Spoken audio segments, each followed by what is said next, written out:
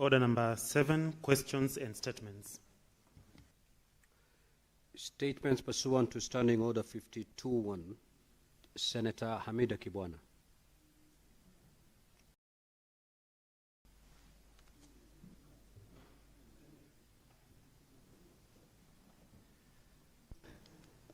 Thank you, Mr. Speaker. My statement is regarding protection of freedom of worship in educational institutions. Mr. Speaker, sir, I rise pursuant to Standing Order 52-1 to make a statement on a matter of national importance, namely the protection of freedom of worship in educational institutions. Mr. Speaker, sir, a grade 10 student at St. Mary's Luak Girls High School, Ms. Samira Ali Ramadan, has been compelled to halt her studies following a dispute over her right to wear the hijab in observance of her Islamic faith. The student's parents are said to have sought clarification at the point of admission on whether she would be permitted to wear the hijab and were assured by the school administration that this would be allowed. However, upon her reporting to the school, that position is said to have changed, and the student was informed that she could not wear it. Mr. Speaker, sir, this matter raises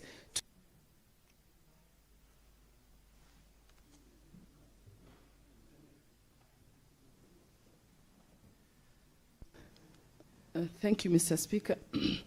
My statement is regarding protection of freedom of worship in educational institutions. Mr. Speaker, sir, I rise pursuant to Standing Order 52-1 to make a statement on a matter of national importance, namely the protection of freedom of worship in educational institutions.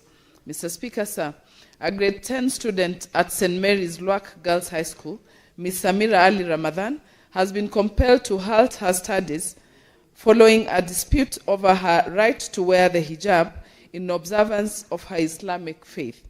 The student's parents are said to have sought clarification at the point of admission on whether she would be permitted to wear the hijab and were assured by the school administration that this would be allowed.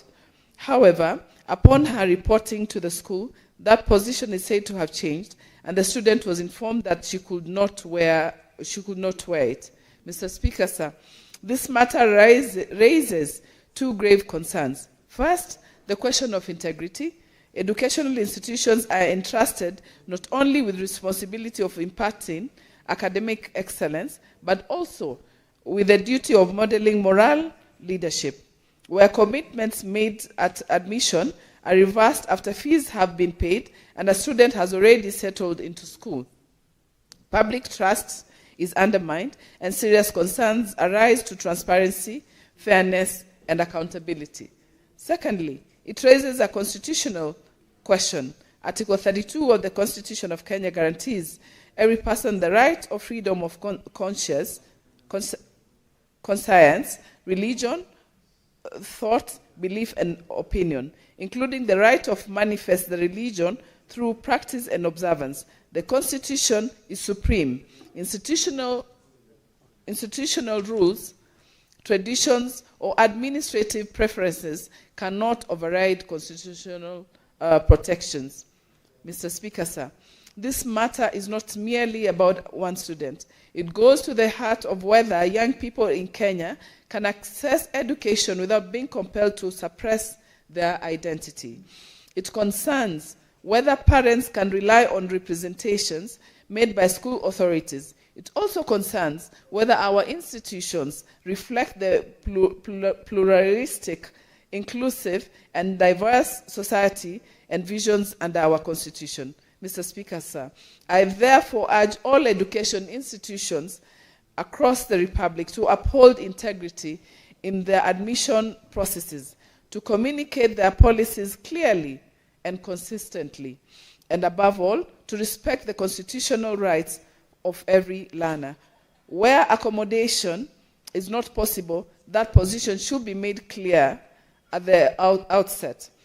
Where accommodation is possible, it must be honored in good faith. Mr. Speaker, education must never be conditioned upon the surrender of constitutional freedoms. I thank you, Mr. Speaker. Senator Consolata. That statement is dropped. Senator Kiprono Chemitei. That statement is dropped. Statements pursuant to Standing Order 53-1, Senator Catherine Muma.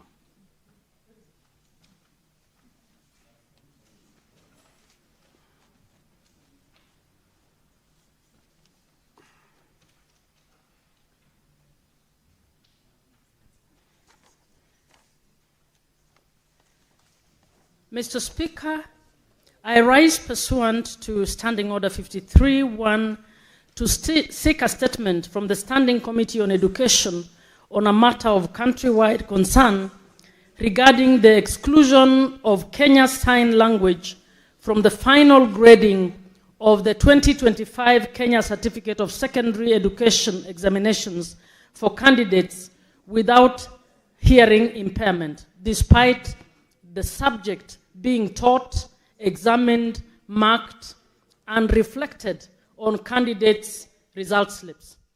In the statement, the committee should address the following: a comprehensive explanation of the policy, legal, and administrative basis upon which KSL was excluded from the final KCSE grading for hearing candidates in 2025, including clarification on the respective roles of the Kenya National Examination Council, the Kenya Institute of Curriculum Development, and the Ministry of Education in approving, examining, and grading the subject. Number two, reasons that why candidates were allowed to register for, sit, be examined in Kenya Sign Language over the 4-year secondary school cycle without any prior notification that the subject will not be factored into their final aggregate grades, and whether this omission violated principles of the procedural fairness and legitimate expectation. 3, to provide data on the number of candidates affected by the exclusion of Kenya Sign Language from grading, including those who narrowly missed university qualification, those whose grades would have improved with inclusion of the subject, and those who were rendered ungraded for having registered fewer than 8.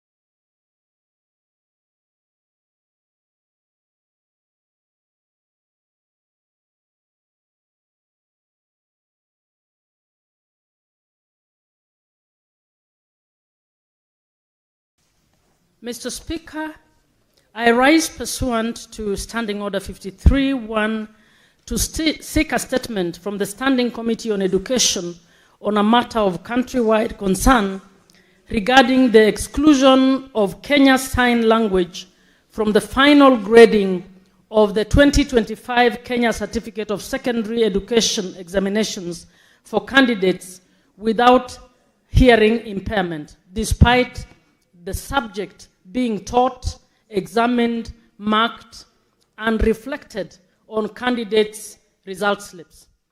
In the statement, the committee should address the following: a comprehensive explanation of the policy, legal, and administrative basis upon which KSL was excluded from the final KCSE grading for hearing candidates in 2025, including clarification on the respective roles of the Kenya National Examination Council, the Kenya Institute of Curriculum Development, and the Ministry of Education in approving, examining, and grading the subject. Number 2, reasons that why candidates were allowed to register for, sit, be examined in Kenya Sign Language over the 4-year secondary school cycle without any prior notification that the subject will not be factored into their final aggregate grades, and whether this omission violated principles of the procedural fairness and legitimate expectation. 3, to provide data on the number of candidates affected by the exclusion of Kenya Sign Language from grading, including those who narrowly missed university qualification, those whose grades would have improved with inclusion of the subject, and those who were rendered ungraded for having registered fewer than 8.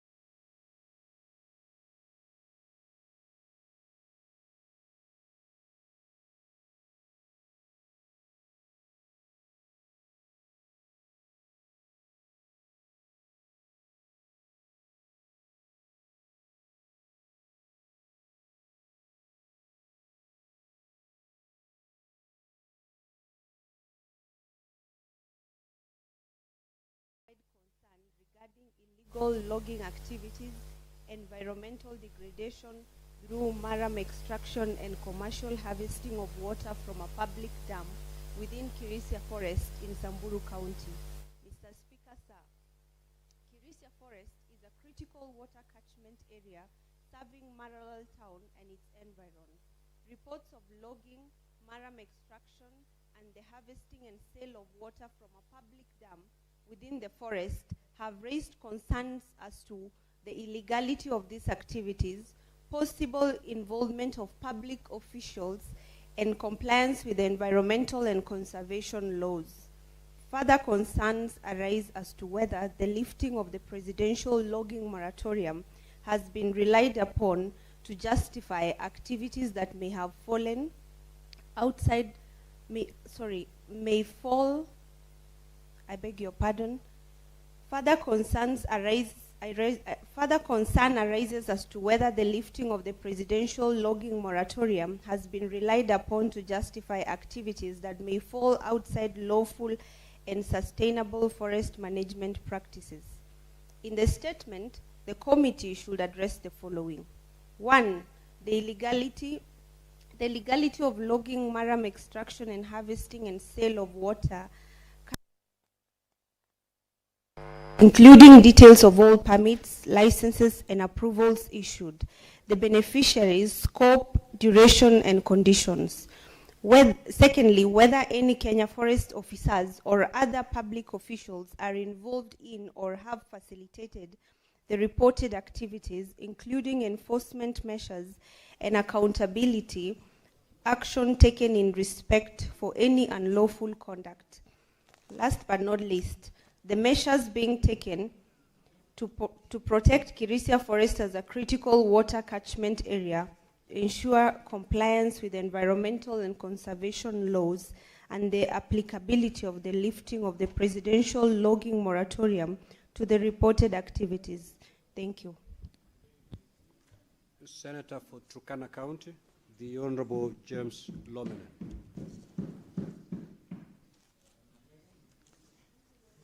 Thank you, Mr. Speaker, sir. request for a statement on the loss of lives and theft of livestock by bandits in Turkana County. Mr. Speaker, sir, I rise pursuant to Standing Order 53-1 to seek a statement from the Standing Committee on National Security, Defense, and Foreign Relations on a matter of inter-country concern regarding loss of lives and theft of livestock by bandits in Turkana County. Mr. Speaker, sir, in the month of January and February 2026, residents of Kakongo and Kainok villages in Turkana South constituency and Lomelo, Kakteite, Kamuge, and Lopi villages in Turkana East have been attacked by bandits from the neighboring West Pokot County. A total of 14 people have lost their lives and 3 others have been injured. In Turkana South constituency, more than 100 goats and 650 cattle were stolen, while in Turkana East constituency, more than 1,500 goats and 500 cattle were stolen during the raids. In the statement, the committee should address the following. 1. Measures being undertaken by the Minister of Interior and National Administration to apprehend and prosecute those responsible for the killings and thefts of livestock and to recover the stolen goods and cattle. 2. Whether emergency assistance, including food supplies, medical care, and other humanitarian relief, has been provided to the affected communities that have been rendered destitute following the loss of their livelihoods. 3. Whether plans are in place to compensate families who lost their loved ones during the raids. 4. Long-term strategies being adopted to eradicate banditry along the border of Turkana County and West Pokot County, including launching of a joint disarmament and security operation in affected regions. 2. Maintaining heightened security presence in the region until the situation is fully under control. 3. Measures to address the persistent water scarcity in Turkana County, which compels residents to migrate to insecure areas in search of water and pasture during the dry season. 4. Plans to recruit and deploy additional National Police Service, NPRs, to help restore and sustain peace and security in the region. And finally, improvement of the road network in affected regions to facilitate easy movement by security personnel. Thank you, Mr. Speaker. Senator James Lomenen, MP, Senator for Turkana County. Thank you. Senator for Kirinyaga County, Senator James Mrango.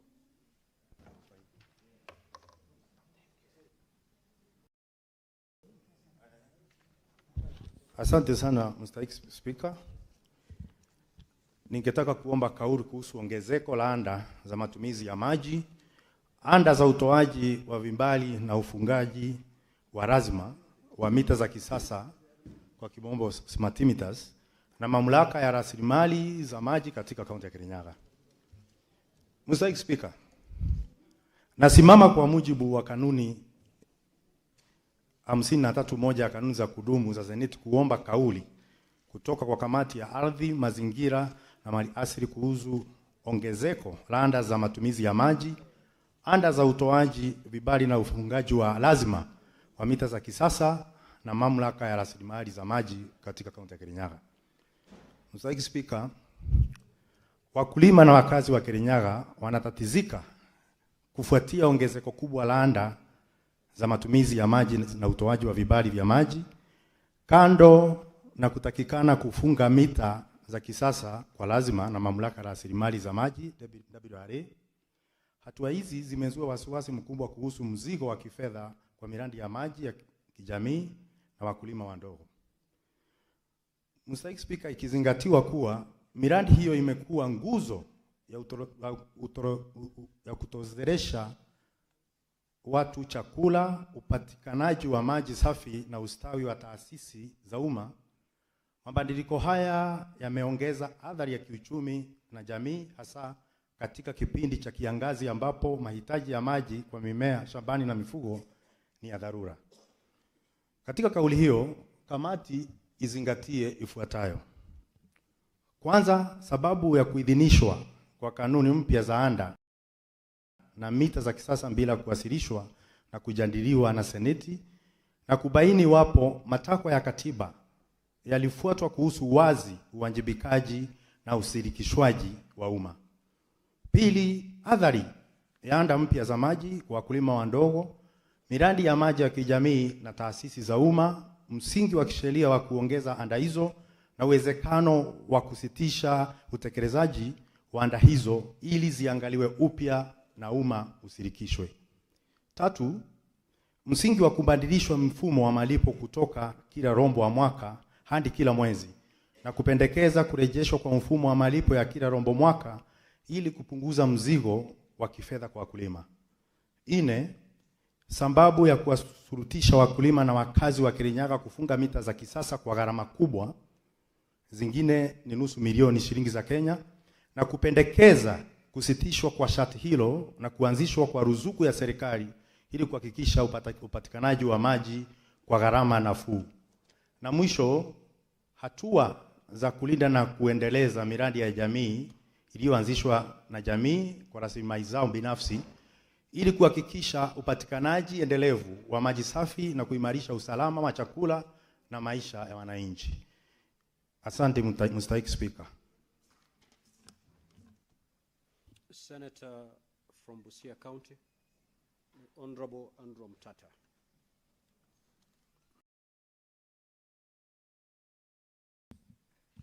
Mr. Speaker, sir, I request for a statement on the fraudulent recruitment of Kenyans for jobs abroad. Mr. Speaker, sir, I rise pursuant to Standing Order 53, Clause 1, to seek a statement from the Standing Committee on Labor and Social Welfare on a matter of nationwide concern regarding the growing and alarming crisis of fraudulent recruitment of young Kenyans for employment abroad. Mr. Speaker, sir, across the country, unscrupulous recruitment agencies are advertising non-existent overseas jobs, collecting substantial fees from job seekers, and disappearing without securing employment, in clear violation of various labor and anti-trafficking laws. In severe cases, such deceptive practices have exposed Kenyans to forced labor, exploitation, and even armed conflict. Victims suffer profound economic and psychological harm, often after selling assets or incurring debt, underscoring regulatory weakness, inadequate enforcement, and poor inter-agency coordination that allow these unlawful practices to persist. In the statement, the committee should address the following. 1. A report of all recruitment agencies currently licensed to recruit Kenyans for employment abroad, indicating how many licenses have been revoked or suspended in the last 3 years, and stating the current status of each agency. 2. Whether the National Employment Authority maintains an up-to-date public register of licensed and blacklisted recruitment agencies, how frequently it is updated, and the mechanisms in place to prevent unlicensed agencies, including those operating through social media platforms, from conducting recruitment. 3. The legal limits on fees charged to job seekers, the enforcement measures employed by the Ministry of Labor and the National Employment Authority to ensure compliance, whether recruitment agencies are required to use standardized employment contracts, and how the government verifies the authenticity of foreign jobs offers presented to Kenyans. 4.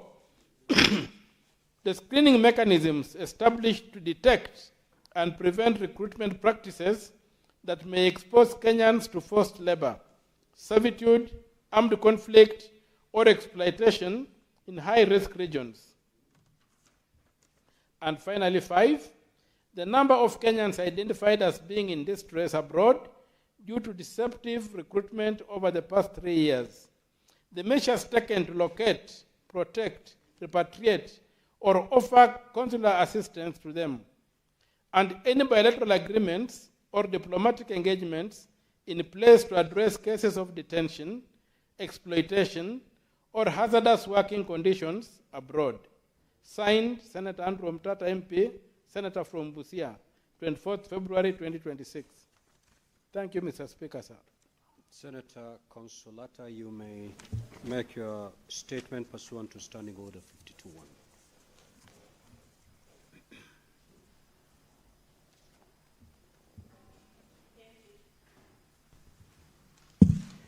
Thank you, Mr. Speaker, sir, for according me this opportunity to make a statement on the commemoration of International Women's Day 2026. Mr. Speaker, sir, I rise pursuant to Standing Order 52-1 to make a statement on a matter of international concern regarding the commemoration of International Women's Day, observed globally on 8th March every year. The observance of this year's International Women's Day will be on this coming Sunday. Mr. Speaker, sir, this year's theme as declared by the United Nations UN is Rights, Justice, Action for all women and girls, complemented by the global campaign Give to Gain, which calls for collective generosity and collaboration to advance gender equality. The International Women's Day is not only symbolic but also a UN-recognized platform for assessing progress on the Sustainable Development Goals, SDGs, particularly Goal 5 on gender equality. It is also noteworthy that the 2026 theme aligns with Kenya's constitutional and policy frameworks on equality. Mr. Speaker, Kenya has made notable progress in promoting women's representation through affirmative action measures anchored in the Constitution of Kenya 2010, including the 2/3 gender principle. Kenya has made great milestones that include increased women's representation in parliament and county assemblies, women's leadership in the judiciary, and gains in education and health indicators. Indeed, affirmative action seats and the constitutional 2/3 gender principle are critical achievements that must be safeguarded. However, challenges remain in full implementation, and Parliament has a critical role in sustaining and expanding these gains. Mr. Speaker, sir, I acknowledge that there exist persistent challenges or gaps that include underrepresentation in elective positions, gender-based violence, unequal access to economic opportunities, and cultural barriers that hinder women's participation. These challenges threaten to erode gains unless Parliament sustains momentum. Mr. Speaker, in this regard, I would like to take this opportunity to urge my fellow parliamentarians to consider the following actions. 1, strengthen legal frameworks by ensuring full implementation of the 2/3 gender principle through enacting enabling legislation and closing gaps that undermine women's equal participation in governance. We could also spearhead innovative legislative action by proposing gender-responsive laws in emerging sectors such as digital economy, climate change, and green energy. 2, oversight and accountability measures that include exercising robust oversight over government ministries, agencies, and counties to guarantee compliance with gender equality provisions and affirmative action policies. 3, advocating for adequate budgetary allocation to programs that empower women economically, socially, and politically, ensuring value for money in gender-focused initiatives. 4, capacity building and mentorship to be achieved through supporting initiatives that build leadership capacity among women and girls, mentorship programs, training, and civic education to sustain long-term participation. 5, public awareness and advocacy through the use of parliamentary platforms to champion gender equality, challenge discriminatory practices, and promote inclusive policies that reflect the spirit of rights, justice, and action for all women and girls. Mr. Speaker, other initiatives for consideration are in the area of regional leadership, which can be achieved through positioning Kenya as a model in East Africa for implementing gender equality commitments, as well as by requiring annual progress reports on gender equality from ministries and counties. Mr. Speaker, I conclude with a rallying note that parliamentarians are custodians of Kenya's constitutional promise of equality, and that International Women's Day is a reminder to transform commitments into tangible outcomes for women and girls across the country. I thank you, Mr. Speaker, for the opportunity to make this statement.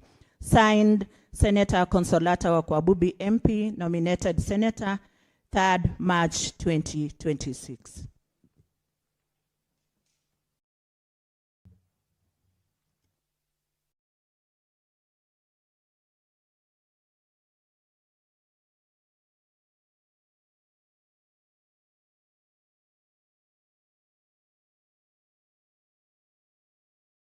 A statement pursuant to Standing Order 57-1, the Senate Majority Leader.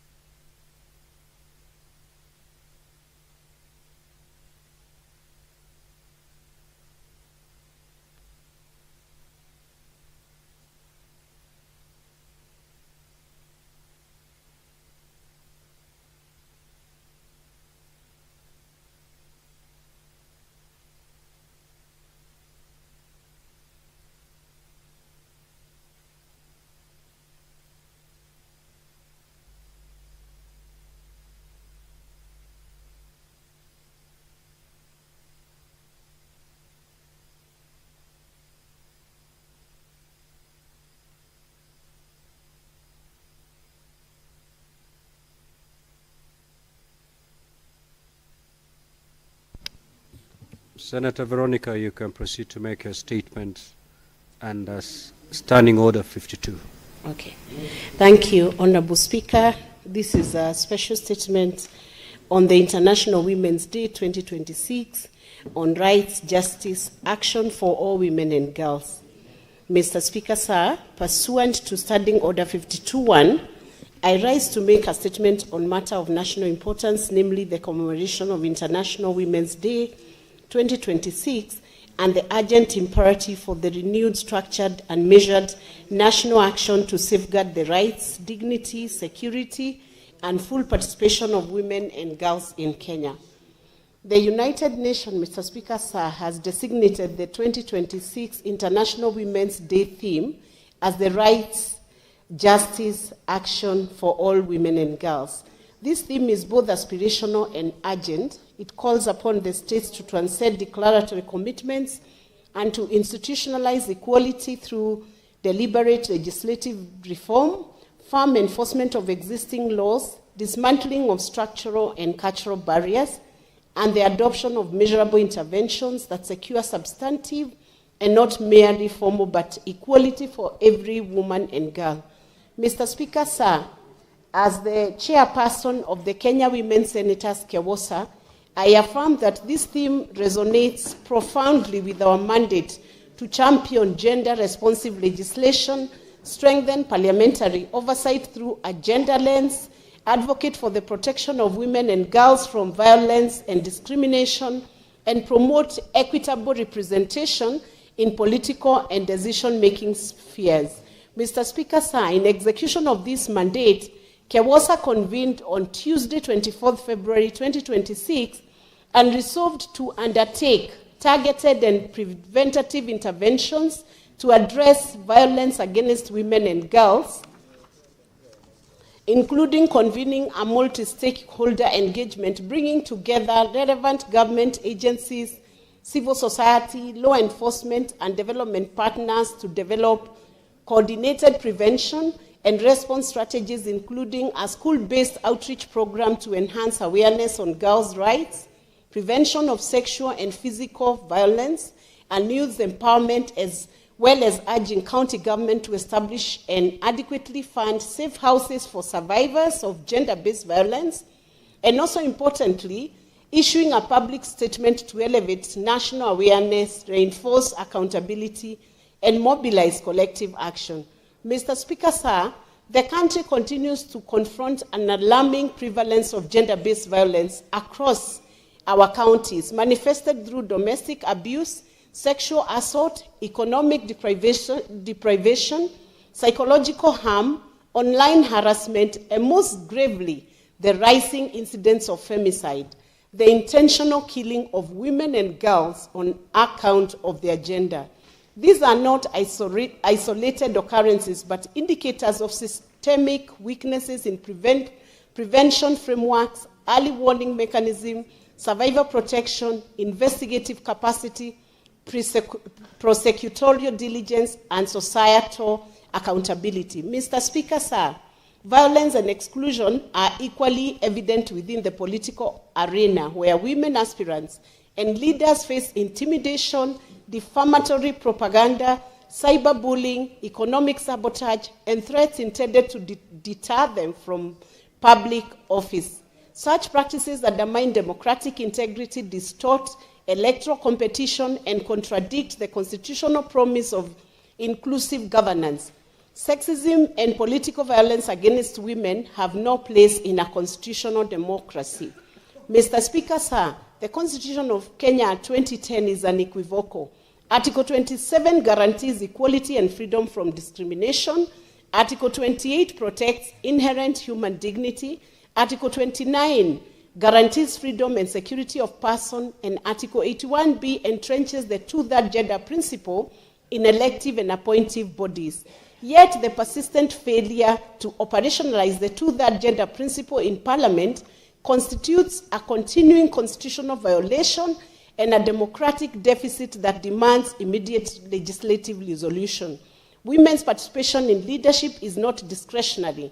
It is constitutionally mandatory. Mr. Speaker, sir, former Deputy Chief Justice Nancy Baraza has advanced practical and reform-oriented measures to confront violence against women, including the establishment of specialized gender-based violence courts, statutory recognition of femicide as a distinct criminal offense, mandatory gender-sensitive training for police officers, prosecutors, and judicial officers, adoption of survivor-centered investigation and prosecution procedures, strict accountability for officers who mishandle complaints, expansion of safe shelters, and provision of accessible psychosocial and legal support services. These proposals constitute a coherent and actionable roadmap that warrants urgent implementation. Parliament, Mr. Speaker, sir, must operationalize the two-thirds gender principle, strengthen the legal framework on gender-based violence and femicide, and secure adequate ring-fenced funding for shelters, forensic services, legal aid, and prevention programs. The National Police Service must enhance rapid response mechanism, strengthen GBV desks, and enforce professional accountability. The Office of the Director of Public Prosecution and the judiciary must prioritize and fast-track GBV and femicide cases to end impunity. County governments must invest in safe houses, public awareness, and women economic empowerment. And society, including families, faith leaders, media, and educational institutions, and must reject harmful norms, report violence, and support survivors without stigma. Mr. Speaker, sir, violence against women is not a private concern, but a national crisis. Equality is a constitutional guarantee, and justice is a binding duty of the state. As we commemorate International Women's Day on Sunday, 18th March 2026, we must move beyond symbolism to measure reform, effective enforcement, and accountable leadership. The time for declarations has passed, and the time for action is now. I thank you, Mr. Speaker, sir, for giving KEWOSA an opportunity to present this statement as a concerted effort to make sure that women are protected and that we end sexual and gender-based violence in this Kenya. Thank you, Mr. Speaker, sir. Now, honorable senators, I will allow comments for not more than 15 minutes, starting with the senator for Nandi, Senator Samson Cherenge. Mr. Speaker, I want to comment on something about the water prices that has been increased by Senator of Kirinyaga. Mr. Speaker, it would interest you. I don't know how you can exercise standing order number 1, because, Mr. Speaker, there is water regulations that were passed. It's called Water Resources Regulations 2025. Mr. Speaker, under the Instruments Act, Section 11 and Section 19, Parliament is supposed to consider a particular instrument. My concerns, Mr. Speaker, I have seen that the Committee on Delegated Legislation did refer by your clerk, the Water Resource Regulation 2025. Mr. Speaker, these regulations have been passed, but they are very punitive, Mr. Speaker. So I'll need your interpretation and maybe in consideration with the Statutory Instruments Act. Mr. Speaker, can you believe, and at least you will understand the pain of water because you come from area Kilifi, and also you are Senator Matzayo, Senator Manzo, and a number of senators who have normally drought. Can you believe, without even shame, water of domestic purposes was increased from 50 cent shillings to 2 shillings and 50 cents? Mr. Speaker, over 100% increment. Can you believe for public purposes for schools and hospitals, it was increased from 50 cents to 2 shillings, Mr. Speaker? Even in fish farming, which is normal, the normal port, Mr. Speaker, was nil, but they have per cubic meter is 10 cents has been increased, Mr. Speaker. Even on commercial and industrial, where we want to encourage the issue of industrialization and commercialization, Mr. Speaker, it was increased from 2 shillings to 5 shillings per cubic meter, Mr. Speaker. What am I trying to say, Mr. Speaker? These regulations that are implemented by Water Resource Authority, we must nullify, Mr. Speaker, as per the Instruments Act. I will need your interpretation and ruling, Mr. Speaker, on the Water Service Regulation Legal Notice number 54 of 2025, Water Harvesting and Storage Regulation Legal Notice 57 of 2025, and Water Resources Regulations Legal Notice number 58 of 2025. I know to senators who are here, they might be people of means. They might not feel the pinch. But you are people in Makueni, Senator Manzo, Mr. Speaker, Senator Roba, Senator Laikipia, Senator Abbas, yourself, Mr. Speaker. Your people are going to pay most 200% from 50 cents to 2 shillings and 50 cents. Mr. Speaker, would it be in order, in addition of Senator Murango's statement, to direct the Committee of Delegated Legislation to give us a report on how they come and allow a punitive regulation by the Ministry of Water? Water should be free, Mr. Speaker. Water should be accessible. Water should be affordable. What are we doing, colleagues? These are punitive regulations, Mr. Speaker. We need your Solomonic wisdom, and I know you are always wise. You have been a minister, you have been a governor, you have been a speaker. Mr. Speaker, we are calling upon the Solomonic wisdom on nullifying of these regulations that will undermine our Kenyans to access the net effect, Mr. Speaker, in conclusion. The net effect, if the water is not clean and accessible, Kenyans will drink dirty water. What will happen? Diseases will go up. What will happen? the disease burden will go up. What will happen? The cost of treating Kenyans will go up, Mr. Speaker, and therefore I will lead and standing on the number 1 to give guidance. Finally, on the issue of banditry in Turkana, Mr. Speaker, I want to sympathize and empathize with the people of Turkana, people of Samburu, Mr. Speaker. Senator Ezena brought a statement similar. There is a problem with the Ministry of Interior. Mr. Speaker, because, Mr. Speaker, we have given the budget. It is the second highest budget allocation. But you know, when I warned Kenyans that the person leading Interior was incompetent, they used to doubt me. But the danger of incompetence in the Ministry of Interior is cost of lives. The danger in roads was accidents only or bad roads. So, Mr. Speaker, I want to challenge the Committee of National Security that the Minister of Interior, Murkomen, must be called to order and must be held to account and compensate Kenyans who have died because of banditry and insecurity in this country, Mr. Speaker. Mr. Speaker, with those many remarks, I support these statements by colleagues and I yield back.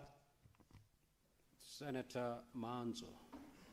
You get 3 minutes to make. Yes, thank you. Thank you, Mr. Speaker. Mr. Speaker, I'm in the Committee of Delegated Legislation. And I've been there for 10 years in National Assembly. And now, good were the days when the late Senator Cheptum used to be chair. And also at some time, the current Deputy Speaker of National Assembly was chair. And Mr. Speaker, the biggest challenge we have with these particular regulations, because the stakeholders came and laid a very big protest. The last I left, because one of the issues also is public participation. The advertisement, which is supposed to be on a widely circulated newspaper, usually uses my gaff, Mr. Speaker. So, which is a pullout, which in my opinion does not fall under that category. So, the moment we pass regulations, in fact, we nullified regulations twice, but when they came to the House, we were overturned. And I think members of the committee now grew wary and would now allow a situation like this to pass. There is another solution, Mr. Speaker. The stakeholders who are not happy should then go to court and annul these regulations. And in fact, in most of the regulations brought by government currently, a majority of them really do not suit the bill. But somehow they find their way into the market. This same law says after every 10 years, all regulations expire for this very good reason. Mr. Speaker, there was an effort to amend the act to kill that. And it failed. And now they want, there are over 1,000 regulations, Mr. Speaker, which are charging fees, which are illegal currently. We have actually directed our clerk in the committee to write to all these government bodies so that they can appear before us and we can pronounce those expired regulations null and void so that the government can get busy and make fresh regulation as is required by law. Mr. Speaker, I want to admit there is a problem, it must be sorted out. I thank you, Mr. Speaker. Senator Karen Nyamu.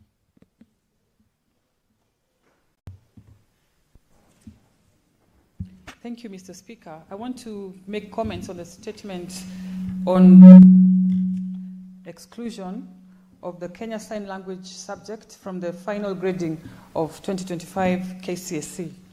Mr. Speaker, I want to start by thanking Senator Muma for bringing this very important matter to this House, because if indeed our learners sat for the exams, they studied KSL, Kenya Sign Language, for 4 years, sat for the examinations, and even saw the results in their results slip, and the results do not count for in their final score of KCSE, then, Mr. Speaker, that is really unfair. Education policy is supposed to be predictable and very transparent, Mr. Speaker.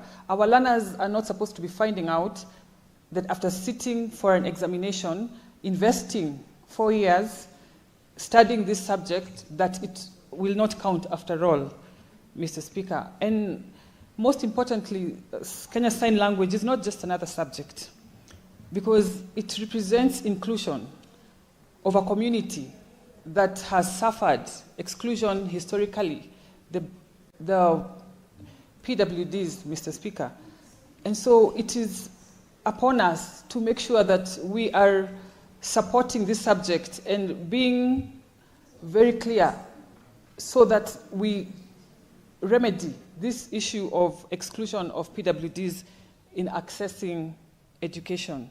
I therefore support that we need an explanation, a comprehensive explanation as to why these results did not reflect in the final KCSE grading. And we also need steps taken to remedy that so that we do not disadvantage our learners because of policy confusion. And I thank you, Mr. Speaker.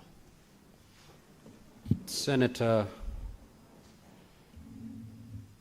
for Kilifi County, Senator Majayo. Asante sana mstahiki Spika. Mstahiki Spika, nataka kujiunga vile vile na taarifa iliyoletwa hapa na dadangu Hezena, Senator Hezena wa kutoka Samburu. Bwana Spika, ni jambo la kusikitisha kuona katika Kirisia kile kichaka ama ule msitu wa Kirisia ambao uko sehemu ya kule Samburu, ni msitu mkubwa ambao unatakana kuangaliwa vizuri sana. Lakini hivi kumetoka watu ama kumetoka jabali fulani ambaye anafanya mambo ya kusikitisha. Kwanza anakata miti. Pili, anachukua maram akifanya nao biashara. Tatu, mtu huyu anauza yale maji yaliyoko katika ule mto pale ndani ya Kirisia Forest. Bwana Spika, jambo la kusikitisha zaidi ni kwamba huyu mtu anafanya bila hata wasiwasi wa kwamba kuna polisi, kuna askari, kuna serikali pia ambayo inatakana kuangalia ya kwamba vitu kama hivi haviwezi kufanywa bila kwamba amepata leseni ya biashara kama hiyo.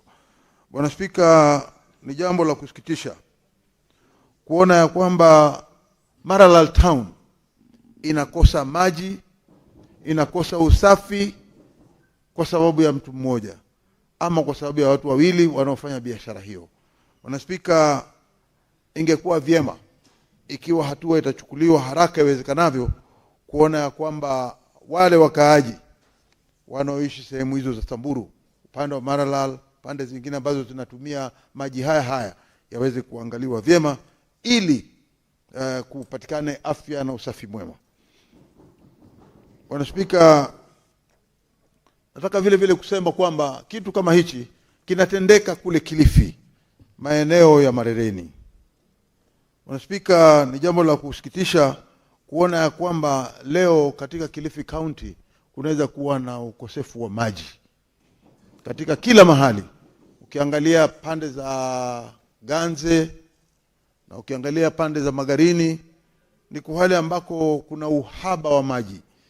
Na hii yote ni jambo la kusikitisha kwa sababu lile jicho ama yale macho yanayotoa maji kutoka kwa ardhi yanaanzia kule Marereni. Lakini ukiangalia watu wenyewe wanaoishi kule wa Marereni au Magarini hawafaidiki na yale maji. Bwana Spika, hili ni jambo la kusikitisha ikiwa mimi ni mmoja wa wale watu ambao natakana kufaidika na ule mto wetu wa Marereni. Lakini ukiangalia sasa unafungwa, alafu utaona ya kwamba maji yatatoka kule yataenda straight mpaka upande wa Mombasa bila yakiwa yanapitia pale Kilifi. Ni jambo la kusikitisha na ni jambo ambalo linahitaji kuangaliwa vyema, kwa sababu ikiwa watu watakosa maji, basi na lile jicho la kutoa maji liko pale, tutavunja zile pipe ili watu wa Kilifi wapate maji.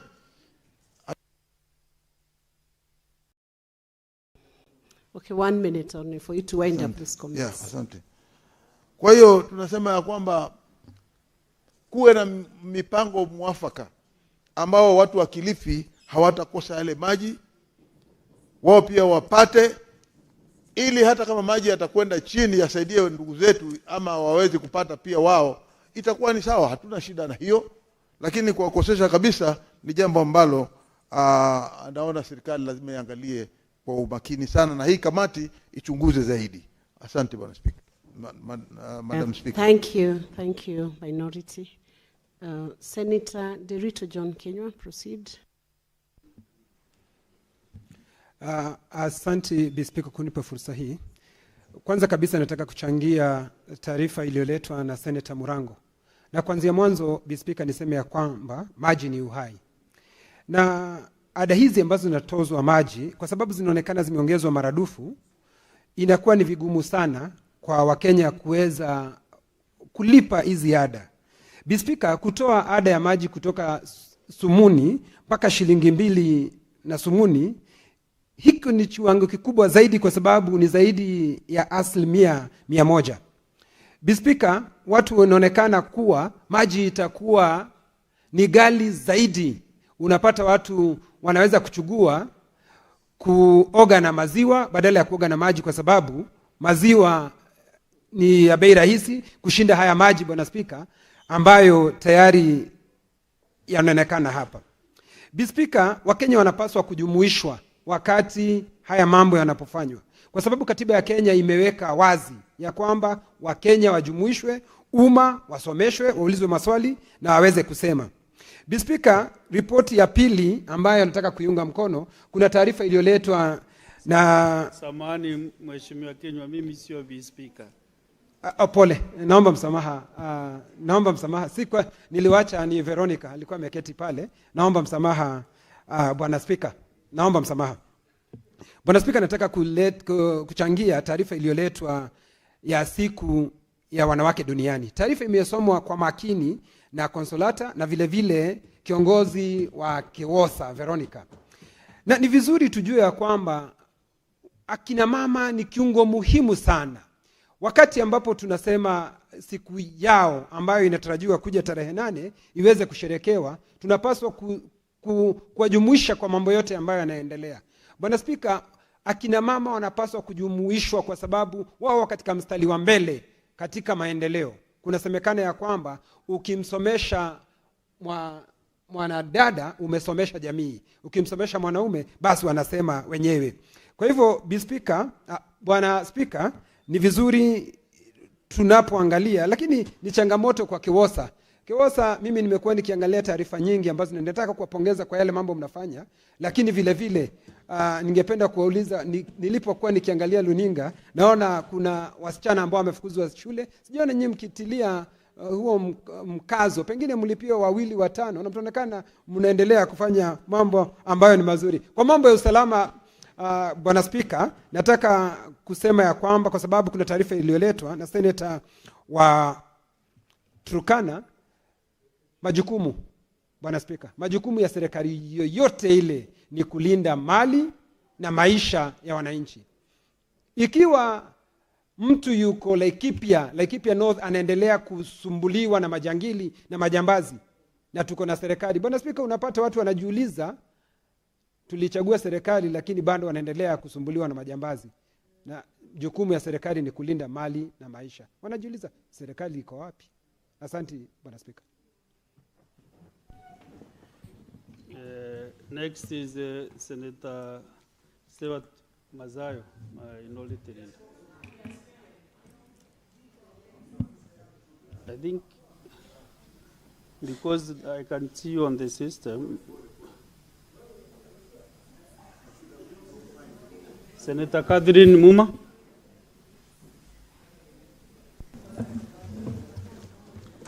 Thank you, Honorable Speaker.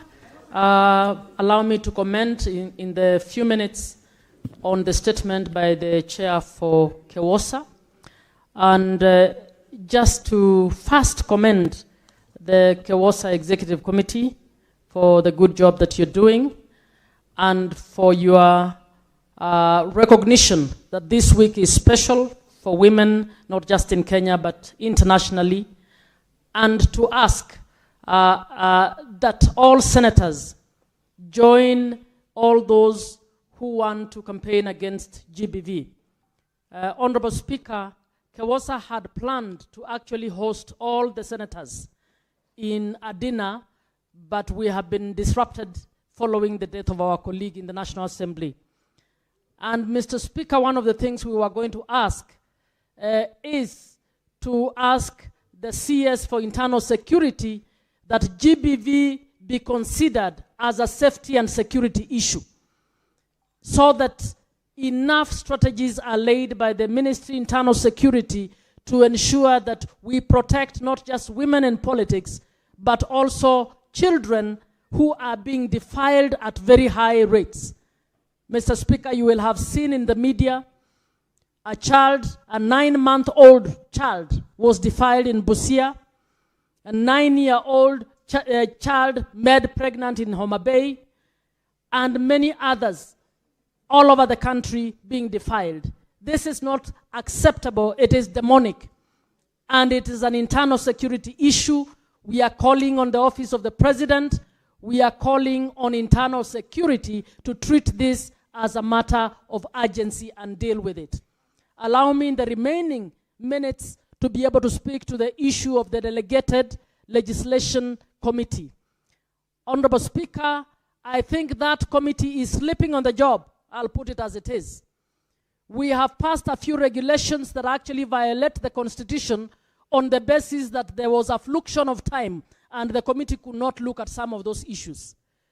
What Senator Murango is talking about, extending or increasing the cost of water in this country, amounts to violation of Article 43, that should actually be getting water to be free because it is a human right. Honorable Speaker, the Parliament must not abuse the opportunity to delegate its role in lawmaking. We must represent our people well by ensuring that their rights are protected. We must not cede the parliamentary role to make laws to the executive to sneak in what they want to do in terms of bringing laws that are bringing levies that are not acceptable. Thank you, Mr. Speaker.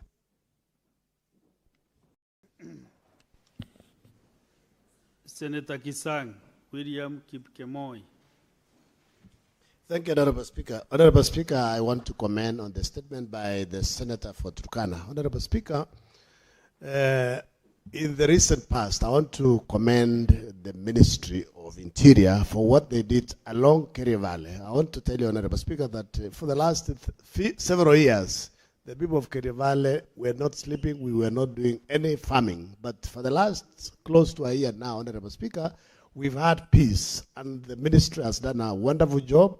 And I want to request the CS Interior to do what he did in Keria Valley, to do the same between the boundary of West Pokot and the Turkana County, Honorable Speaker, because Senator Lomenen has brought a statement that over 14 people have been killed in the recent past. So, and they've already done a good job along Keria Valley, and we want to ask them to do similar between the boundary of the two communities so that peace is restored in that region, that part of Turkana, Honorable Speaker. Because you remember, Honorable Speaker, that last week we approved the field development plan, and the investor is already on the ground, and even National Land Commission are on the ground, and very soon they are going to embark on basically transporting and exporting the crude oil from South Lokichar, based in Honorable Speaker. But if the insecurity continues, it means there will be a problem basically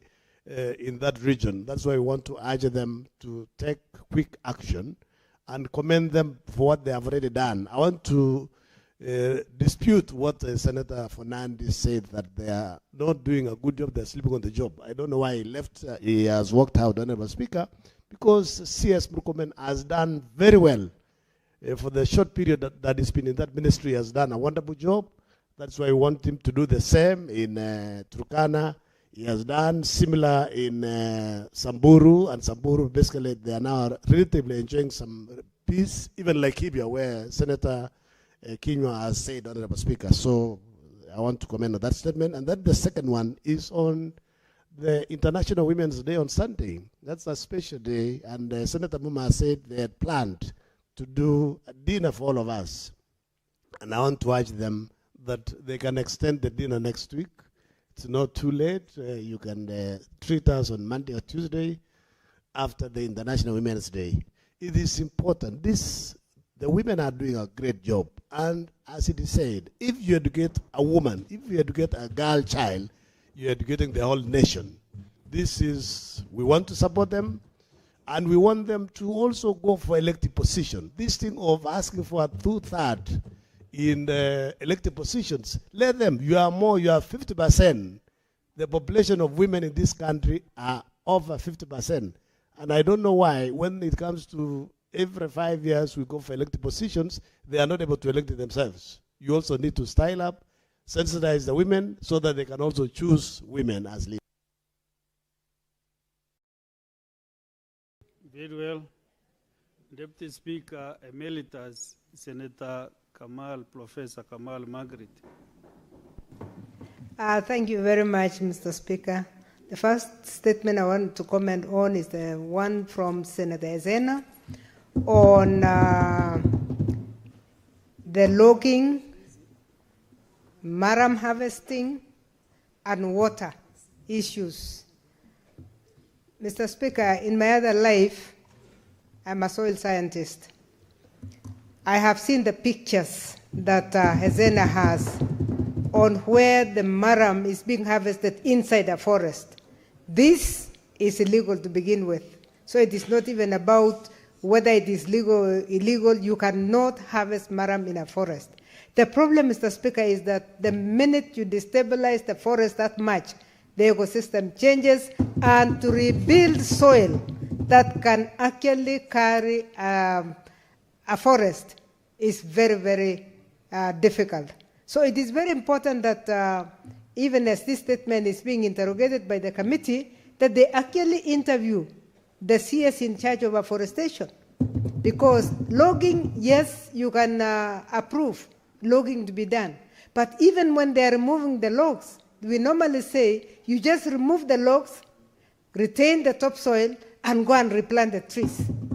How else are we going to get our 15 billion seedlings on the ground if we actually destabilize the soil to the extent that they cannot even carry anything? It is very important that we actually allow this interrogation seriously.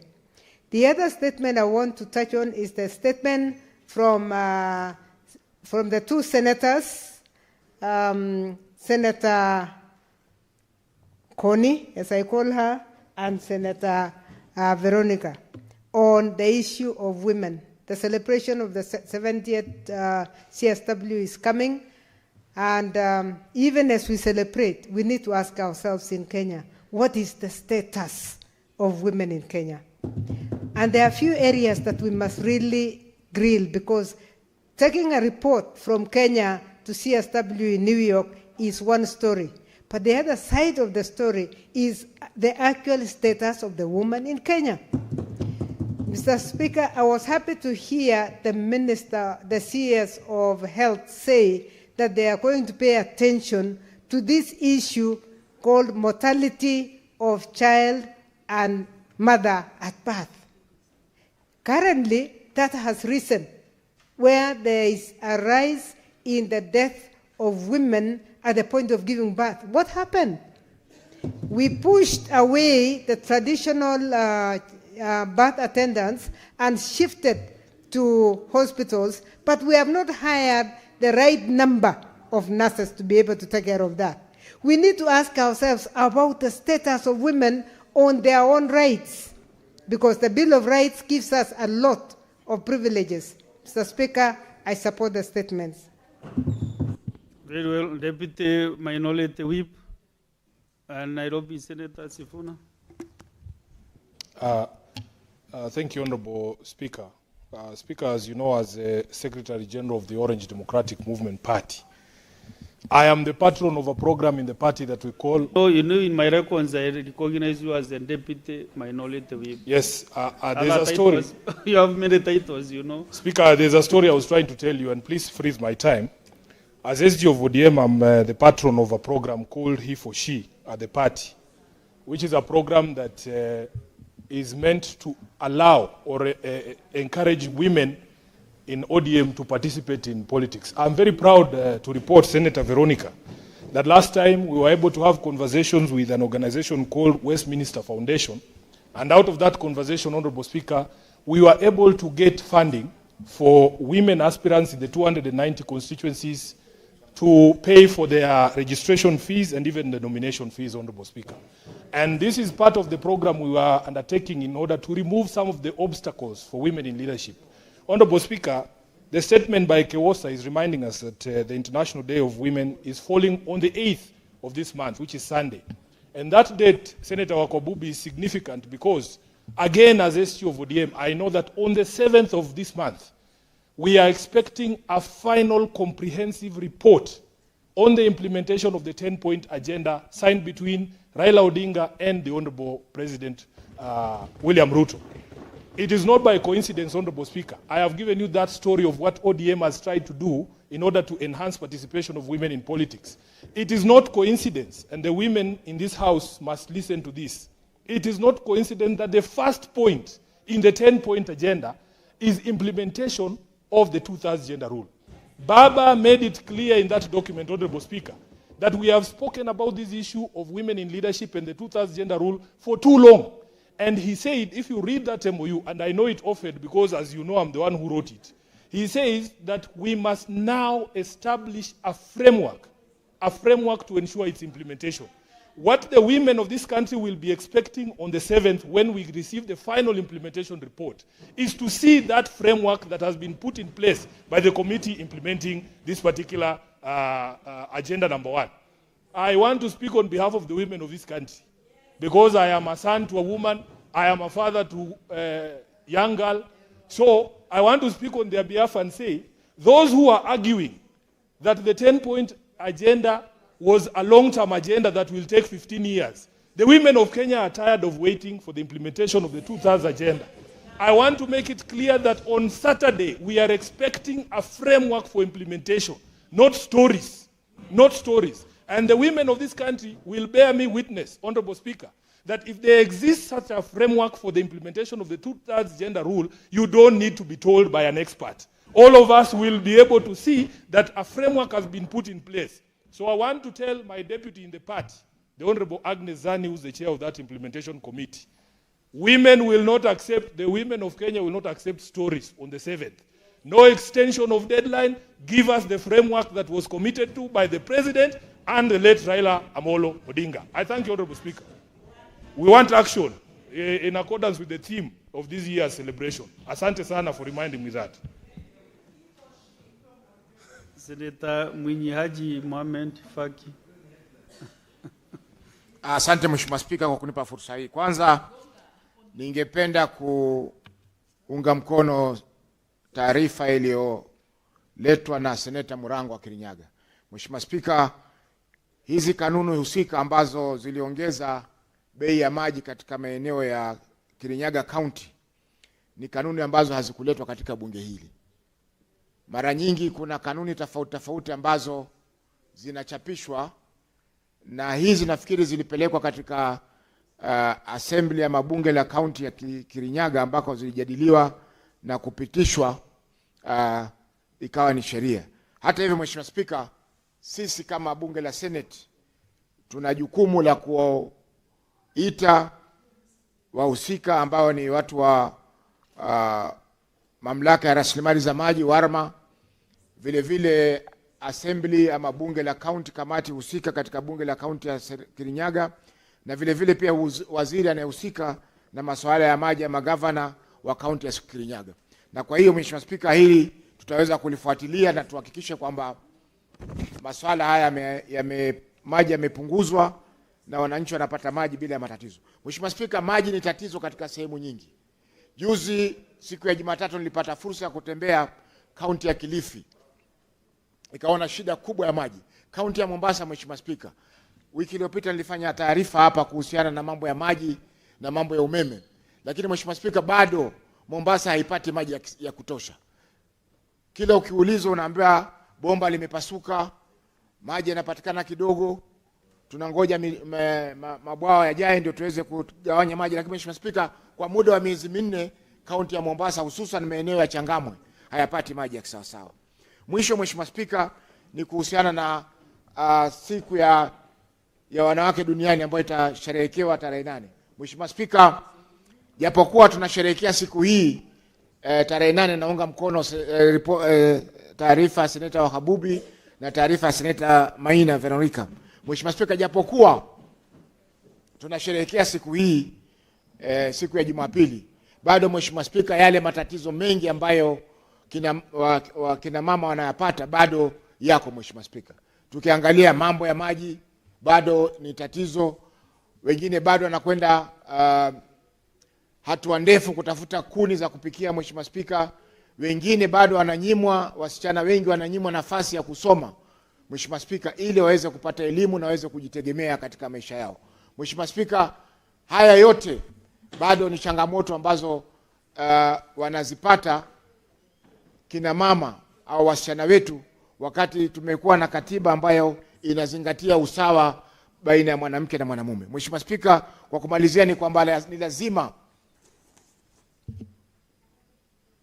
maseneta kupitia kwa Keosa kwa huu muhula ambao umebaki, wahakikisha kwamba wametembea katika kaunti zao, hata zile ambako pia hakuna maseneta wanawake, waweza kuzitembelea kaunti zile Mheshimiwa Spika, waangalie ni mambo gani ambao wanaweza kufanya ili kupunguza zile dhulma, vile vile matatizo ambao kina mama wanayakuta katika kaunti hizi. Kwa sababu tukiangalia Mheshimiwa Spika,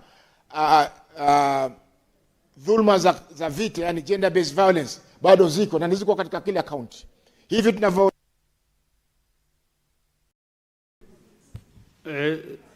umefanya vizuri sana Seneta Faki, na naona imetosha. Kwa hivyo naomba tumsikize Seneta Wakabubi. Sekunde ngapi unaomba? Haya, malizia basi. Kwa Mheshimiwa Spika, kwamba kwa huu muhula ambao umebaki wa bunge hili, maseneta wa Keosa, na ninaona pia wanafanya kazi nzuri. Tulipokuwa Busia walifanya kazi nzuri sana ya awareness. Tunasema warudi katika mashinani kule, na hata zile kaunti ambazo hazikubahatika kupata maseneta wanawake.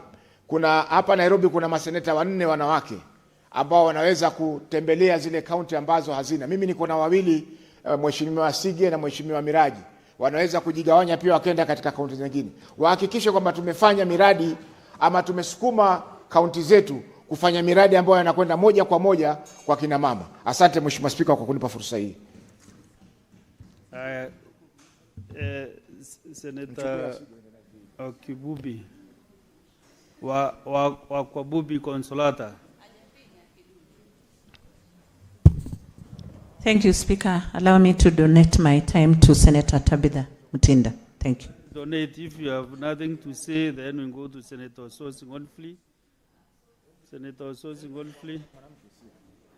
Because this was not, maybe you are not replying to a motion, so that you can donate your time. That is when you have your minutes to donate. But now you cannot be able to donate. Senator Sosi, if you're not ready, then we go to Senator Shakila. Thank you, Mr. Speaker. Mr. Speaker, I wish to comment on 2 statements. First, the statement by the Senator of Kirinyaga on the issue of the various levies that are levied on water consumers. Mr. Speaker, this is a very serious issue because in my committee of CPIC, we deal with this matter of water service providers. And one of the challenges that we have seen is escalating cost of water, which is attributed to high tariffs. And high tariffs are attributed to unreasonable charges. We have a number of charges which are being charged on water. We have charges by WRA, we have charges by WASREB, and all these charges, Mr. Speaker, are quite unreasonable. And one wonders why the counties should be made to pay charges to sustain national regulatory bodies like WARMA and WASREB.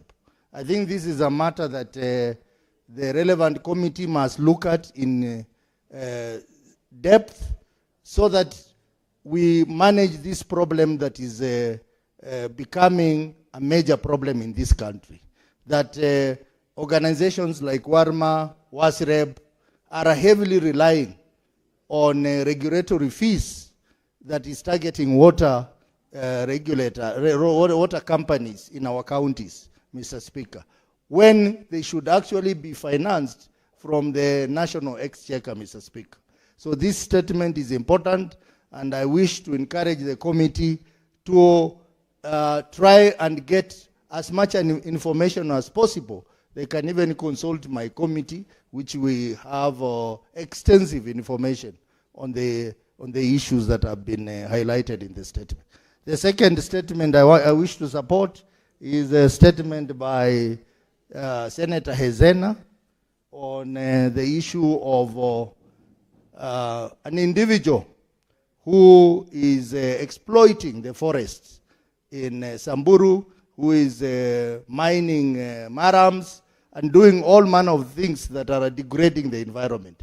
Mr. Speaker, I wonder why Kenya Forest Service has allowed cartels and a cabal of people to exploit our forest resources, even in places which ideally, like Samburu, Mr. Speaker, is a semi-arid area.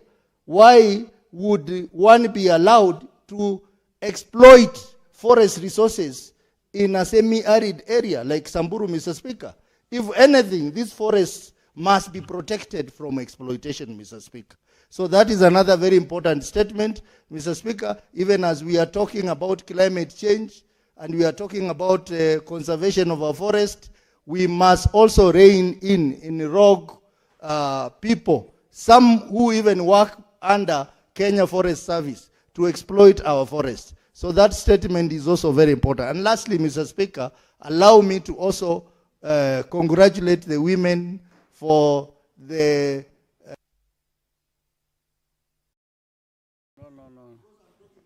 No, you know, so men are also around. So maybe, honorable senators, we were to conclude the comments on statements.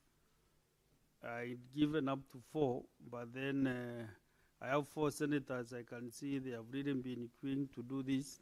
Then I give just 2 minutes each to the 4 senators, starting with the Honorable Shakil Abdallah. 2 minutes. Asante Mheshimiwa Spika.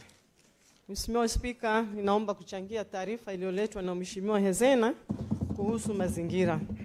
Mheshimiwa Spika, uhifadhi wa mazingira na misitu ni jukumu letu sote, lakini zaidi ni kwa wizara husika.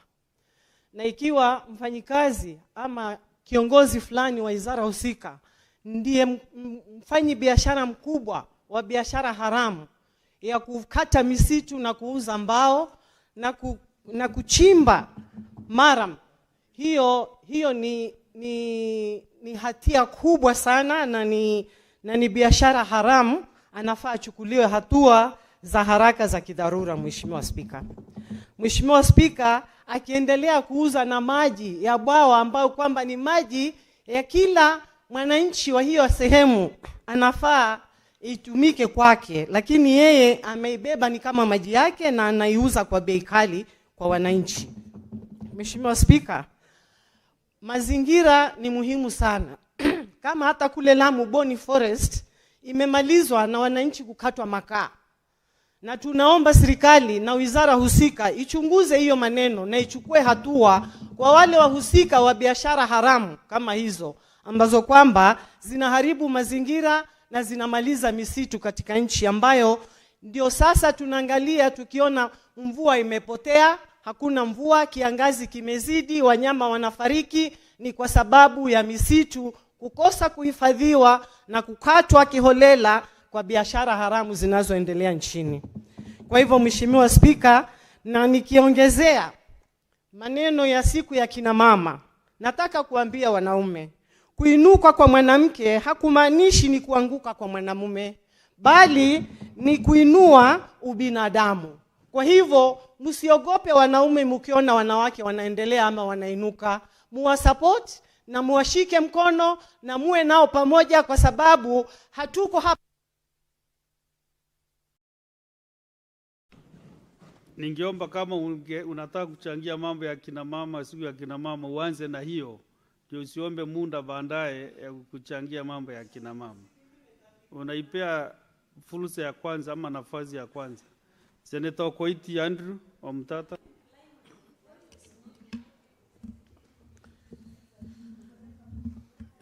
Mr. Speaker, sir, thank you for the opportunity to comment on the statements on the floor. I'll begin with the statement by Senator Hazena on the illegal mining activities. I condemn in the strongest terms possible that these activities are being done mainly by the government agencies, the people who have been charged with the responsibility to protect these assets. Because anybody going in there will not be allowed. So the scam is inside the ministry, and it needs to be addressed from inside, and those culpable to be taken to task. Because you cannot afford to have government agencies who are charged with protecting assets being the ones despoiling these assets. And so I strongly support that. And Kenya is generally a water scarce country. We can hardly meet our water needs. And so playing around with water towers, playing around with minerals is not allowed by the law, and that law should be enforced. Let us have proper protection of the environment and our natural resources. I also would like to comment on the statement by Senator Kwabubi on the Women's Day. First of all, I want to thank her very much for having used the word gender principle and not the word gender rule. The word gender rule was smuggled into our legal framework by the Supreme Court of Kenya in a very, very shameful ruling that it made, and that has been the cause of confusion, that a principle was converted into a rule, and we've had a problem. The women problems in this country are tied even to access to things like energy. The other day in my constituency, in my county, I encountered very many women who had eye problems, sight problems. Their sights were failing. And when they were taken to the doctor, they were told that the cause was using firewood for cooking.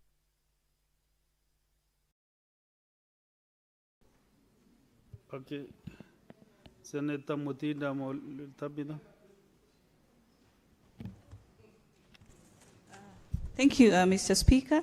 Let me first appreciate my two colleagues, Senator Chair of KEWOSA, Senator Veronica, and also Wakwabubi, for these two great statements in regards to International Women's Day, and in advance wish all women a beautiful International Women's Day, and also congratulate all the women in this house who have really made it to this particular house on matters leadership. I continue to congratulate, and I continue to urge that we continue championing the issues of women, many that have been mentioned, the issues that we've been talking about in terms of matters FGM, early childhood marriages, that cut across very pertinent issues. But I want to state today, Mr. Speaker, as I've always said earlier, the girl child has been really so much empowered, something that we appreciate because we focus, but we've really left the boy child behind. I would love that the theme for Women's Day this time round to be how now to bring the boy child to that standard, because the boy child in the market today, in the space today, is not in a position to be able to reach the standard of the particular woman in the society who has really been very much empowered. And I want also to add that I had one of the senators, Senator Faki, talking about that as women senators, we need to move across the country. I want to state that we have been moving across different counties. Just last year, as we were closing the year, through the chair, we went to the great county of Busia. We did a lot. Even during the Senate Mashinani, we were able also to do a lot from our own personal initiatives, and also supported by the Senate clerk. And quickly also to touch on Senator Hamida's statement in regards to this student of grade 10, Ms. Samira Ali, who has been denied his religional rights of wearing the hijab, Mr. Speaker. It is wrong. It's unconstitutional. There's freedom of worship. Sorry. And I think the PS, categorically, PSB talk, was able to state that this student should not be denied her rights to be able to attend school, and also adhering to his religion requirements of wearing hijab. And I mean, we've been across schools. Senator Kibwana Aminda Hali. Asante Bwana Spika, yangu ni machache tu. Nataka kumpongeza Senator Veronica na Senator Koni kwa kuzungumzia, kwa kuleta mjadala ya mambo ya wanawake duniani. Kusema kweli, wanawake nitaweza kuanza kusema wanaweza. Na wameonyesha, na wamekaa kidete kuonyesha kuwa hata hapa kwenye seneti kuwa tunaweza. Nakumbuka hii KEWOSA tulipoanza, mimi nikiwa mwenyekiti, tulianza na wanawake kuwasaidia. Wale wafungwa walikuwa wamefungwa kwa miezi michache, tuliweza kuwasaidia kuwatoa. Wamama wale walikuwa na watoto pia wachanga, na tuliweza kutoa wanawake karibu 180, na hiyo kusema kweli ilikuwa ni mafanikio makubwa kwa KEWOSA. Na kazi zingine pia, na nashukuru Senator Veronica kuwa ameendelea kuonyesha kuwa nafasi ya wanawake hapa seneti ni kubwa kwa KEWOSA na kwa kazi ile anaendelea nayo.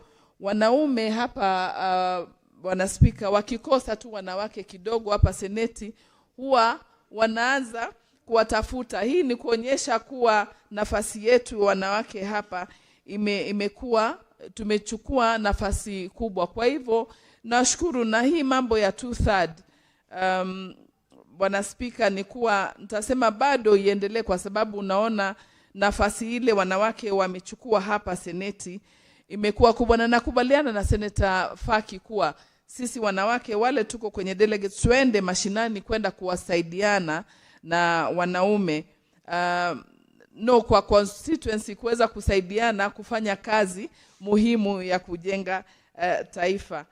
Tumejaribu sana wanawake hapa pia, ukiangalia statement, ukiangalia bills kwa Kiswahili Bwana Speaker sijaweza kufafanua inaitwa nini, lakini kazi pia hapa kwa wanawake. Last but not the least, Senator Nyutujo, as we now go to the next one. Thank you, Mr. Speaker, for this opportunity. I also rise to make a comment or two. First, on the statement by Senator Andrew Omtata, the Senator of Kenya from Busia County, on these recruitment agencies for jobs abroad, Mr. Speaker. This is a matter of national importance, and I'm particularly concerned that no less than the CS for Labor, Mr. Speaker, has led these recruitment drives. And I personally was able to finance some 2 young men who needed to get jobs as drivers, Mr. Speaker. And this was an opportunity that had been announced by the Ministry of Labor. To this date, and that was 2024, the young men are yet to get any job, Mr. Speaker, in spite of the fact, or despite the fact that they spent huge amounts of money on medical tests and many other things, passports and everything, Mr. Speaker. So I think it's a matter that the committee should look into with a lot of seriousness, because we cannot afford people to actually carry out fraudulent recruitment with the blessings of the minister, Mr. Speaker. And I would wish that the CS would come before the committee and talk about that particular incident, Mr. Speaker, because we cannot exploit already suffering Kenyans, Mr. Speaker. And finally, Mr. Speaker, the statement by Senator Hamida Kibwana on a student who was not allowed to wear a hijab. we have the freedom of the faith and religion in our constitution. And this is a matter that has been there before. I remember there was a case at Kenya High School one time, and the court ruled that students should be allowed to wear their religious outfits, Mr. Speaker, because schools cannot be allowed to have the power to regulate what religion students that join their schools will adhere to, Mr. Speaker. So I think this is a matter that needs to be made very clear, and the Minister for Education should also come in and remind the principals that they do not own these schools, and these schools must respect the freedom of worship for every other student. And Mr. Speaker, I want to believe. Okay, very well. That's the end of the statement, comments on statements. We'll go to the next on the clock. Order number 8, the Culture Bill, National Assembly Bills number 12 of 2024, resumption of second reading, resumption of debate interrupted on Wednesday, 4th March 2026, afternoon sitting.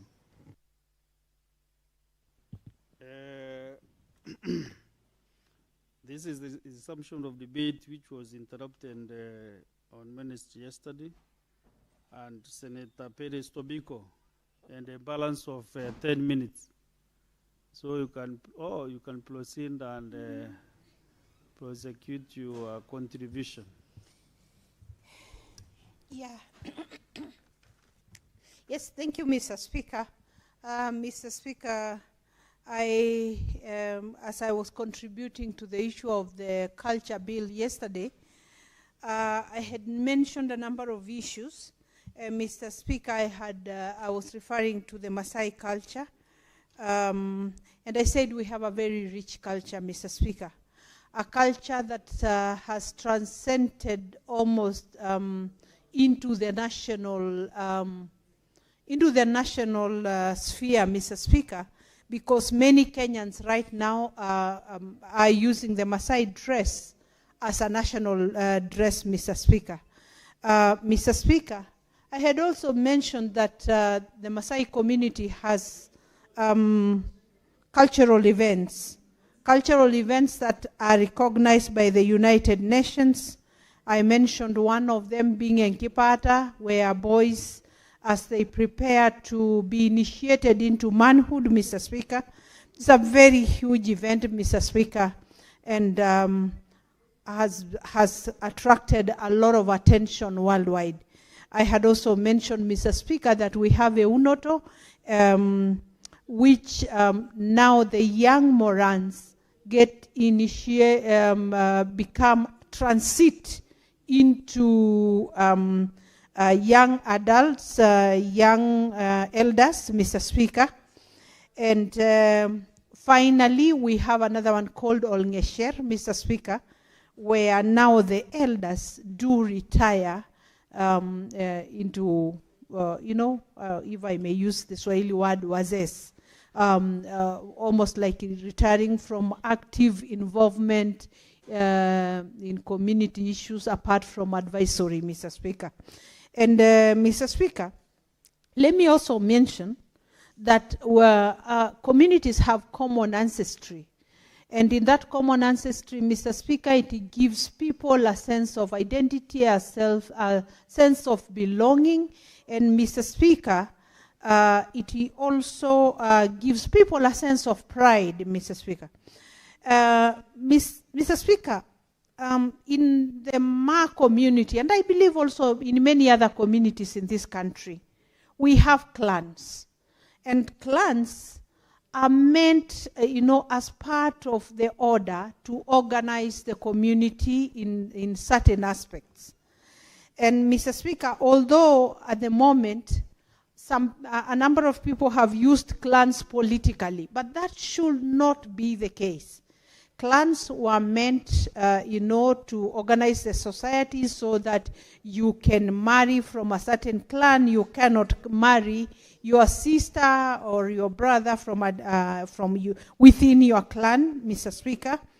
Mr. Speaker, clans were meant to be able to assist when a member of the clan needs assistance, communal assistance, Mr. Speaker.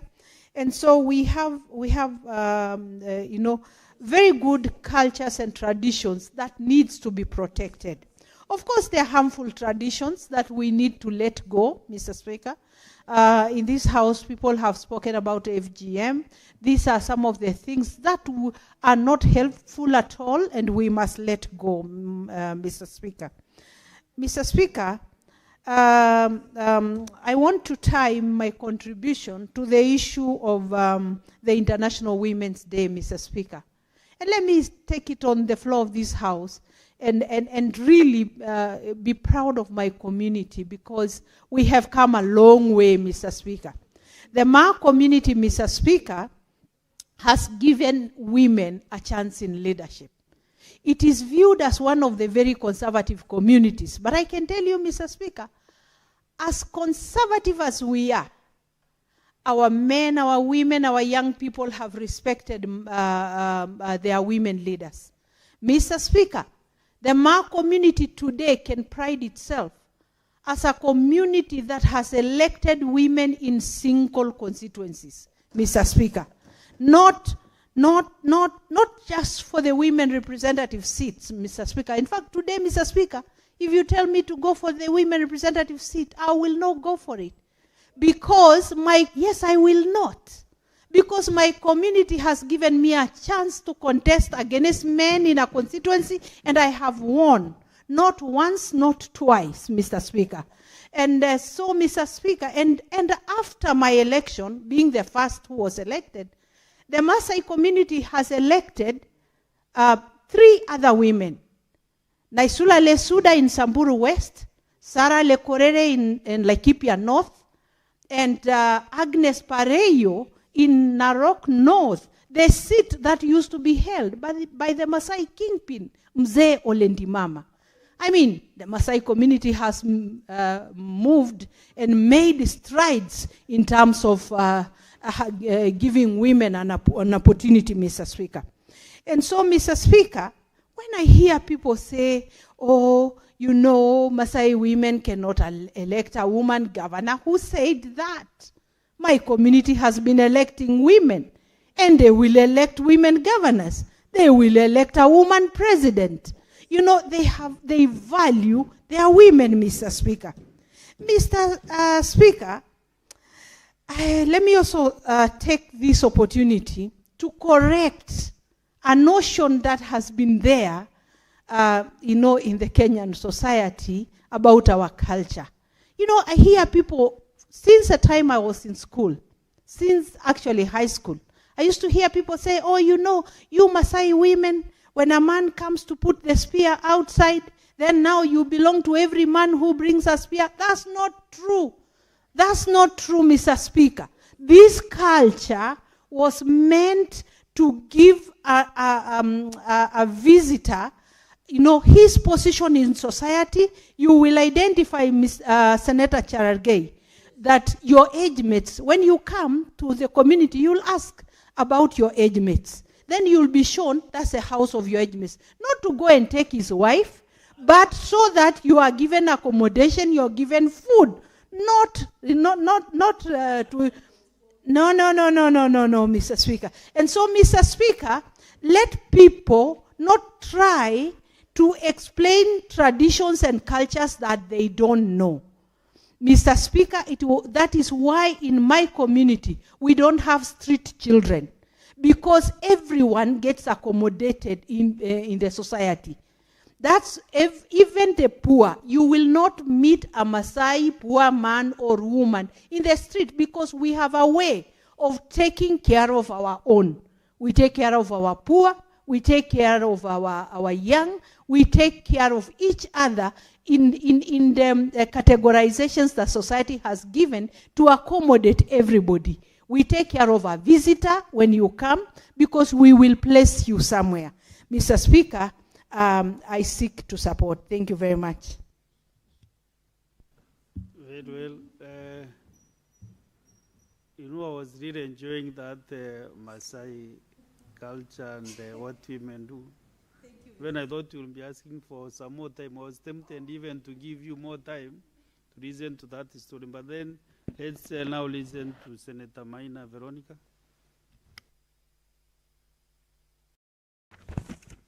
Thank you, Honorable Speaker, for giving me a chance to speak into this very interesting bill, the Culture Bill 2024.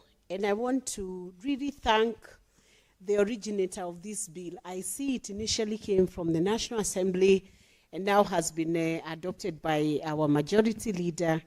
I think it's a brilliant bill. I am even actually surprised that it took us this long to draft this Culture Bill 2024.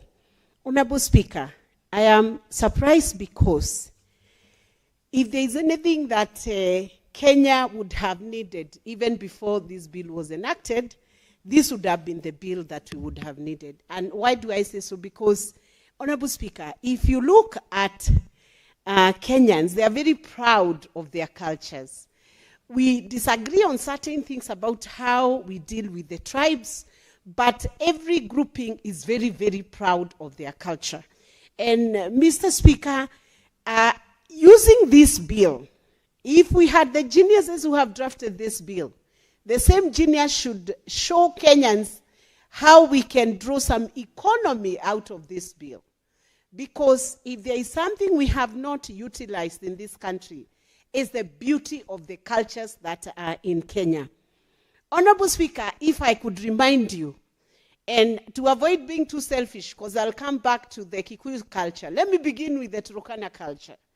And I want to thank the Senate for having the program called Senate Mashinani, because that Senate Mashinani program made me get to Turkana County, where I came face to face with the beautiful culture of the Turkana people. Honorable Speaker, if you remember the dances that we saw in Turkana, and I was amazed by the dress code that we had in Turkana, and I believe you are one of the people who were dressed with the regalia from Turkana, which was so beautiful inside the county assembly that I loved the belt, I loved the attire, the beading that was on that attire. It would be very shameful, Honorable Speaker, if such a dress, the Turkana dress, is phased out until our children are not able to see the dress that has emanated from the Turkana people. Honorable Speaker, the dances that were produced in Turkana, I later learned when I inquired that they always win the music competition in the whole of the Republic. And it brings out such a beauty, the beading that is done by the Turkana women, Honorable Speaker. I do not even think Turkana beads and necklaces should be compared to any of these beads and necklaces we get from the top shops in New York or in London. I think Turkana would have a much more superior brand than what we receive out there in the Fifth Avenue styles and fashions or Paris styles and fashion. And when we come down to the Maasai culture, we still find the same beading culture, weaving, Honorable Speaker. 2 years ago, or 1.5 years ago, I had the great opportunity in Murang'a County to support the women that do the kiondo in Murang'a, the older women who are weaving the kiondo and who are making sure that the kiondo has not become extinct or has not been taken away by the Chinese modernization and factories, Honorable Speaker. Look at the kind of art that these women come up with and see the baskets that they are weaving. Honorable Speaker, there would be no reason in Republic of Kenya to even have one single supermarket selling a paper bag to any Kenyan. Ideally, all of us should use that basket, Honorable Speaker, which we gathered about 2,000 women who had weaved very beautiful baskets with all kind of tapestry, Honorable Speaker, and made very superior baskets to what we see as paper bags being sold, even plastic paper bags that are being sold in the supermarket.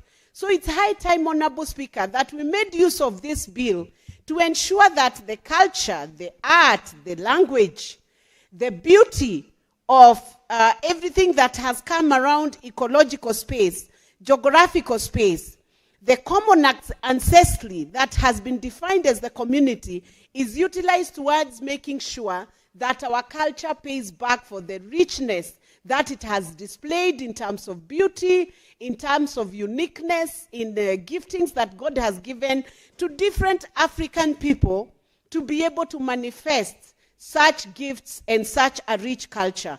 Honorable Speaker, we are aware that we have had tourism supported just by tourists coming, international tourists coming to see who are the Maasai people.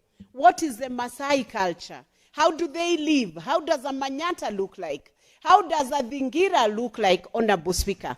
I believe with this legislation, we should be able to support existence of a culture that is strong, a culture that is respectful, and a culture that makes a difference to the livelihoods of the people within our continent and even within our nation. Honorable Speaker, it is a sheer pleasure for me to read the interpretation section of this bill. That is in section 2 of this bill. And it provides this. Art means the physical manifestation of the internal creative impulse influenced by culture and expressed in the forms of literature, performing arts, culinary arts, media arts, or visual arts.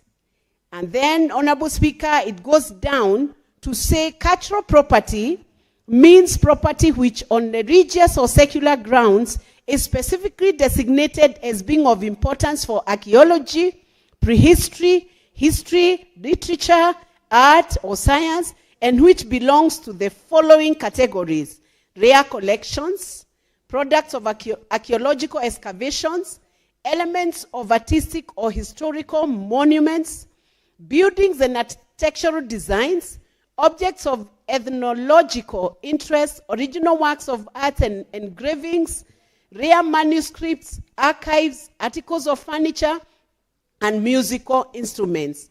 And it has also defined cultural heritage and defined it as tangible cultural heritage, including movable cultural heritage, immovable cultural heritage, and underwater cultural heritage. Maybe, Honorable Speaker, this bill is going to put sense in all of us to know that there shouldn't be much progress or any achievement in condemning buildings that are so old sometimes and that carry the history of a people. So that, Honorable Speaker, we must retain certain artifacts, certain buildings, certain architectural designs, the way you see it in Rome. When you go to Rome today, Honorable Speaker, there are certain architectural designs you will find today. And when you are given the date of that building, you will be wondering how the men of old and how those architectural designers of those age managed, Honorable Speaker, managed to sustain and even design a building to a level which can compete effectively today with our current architecture.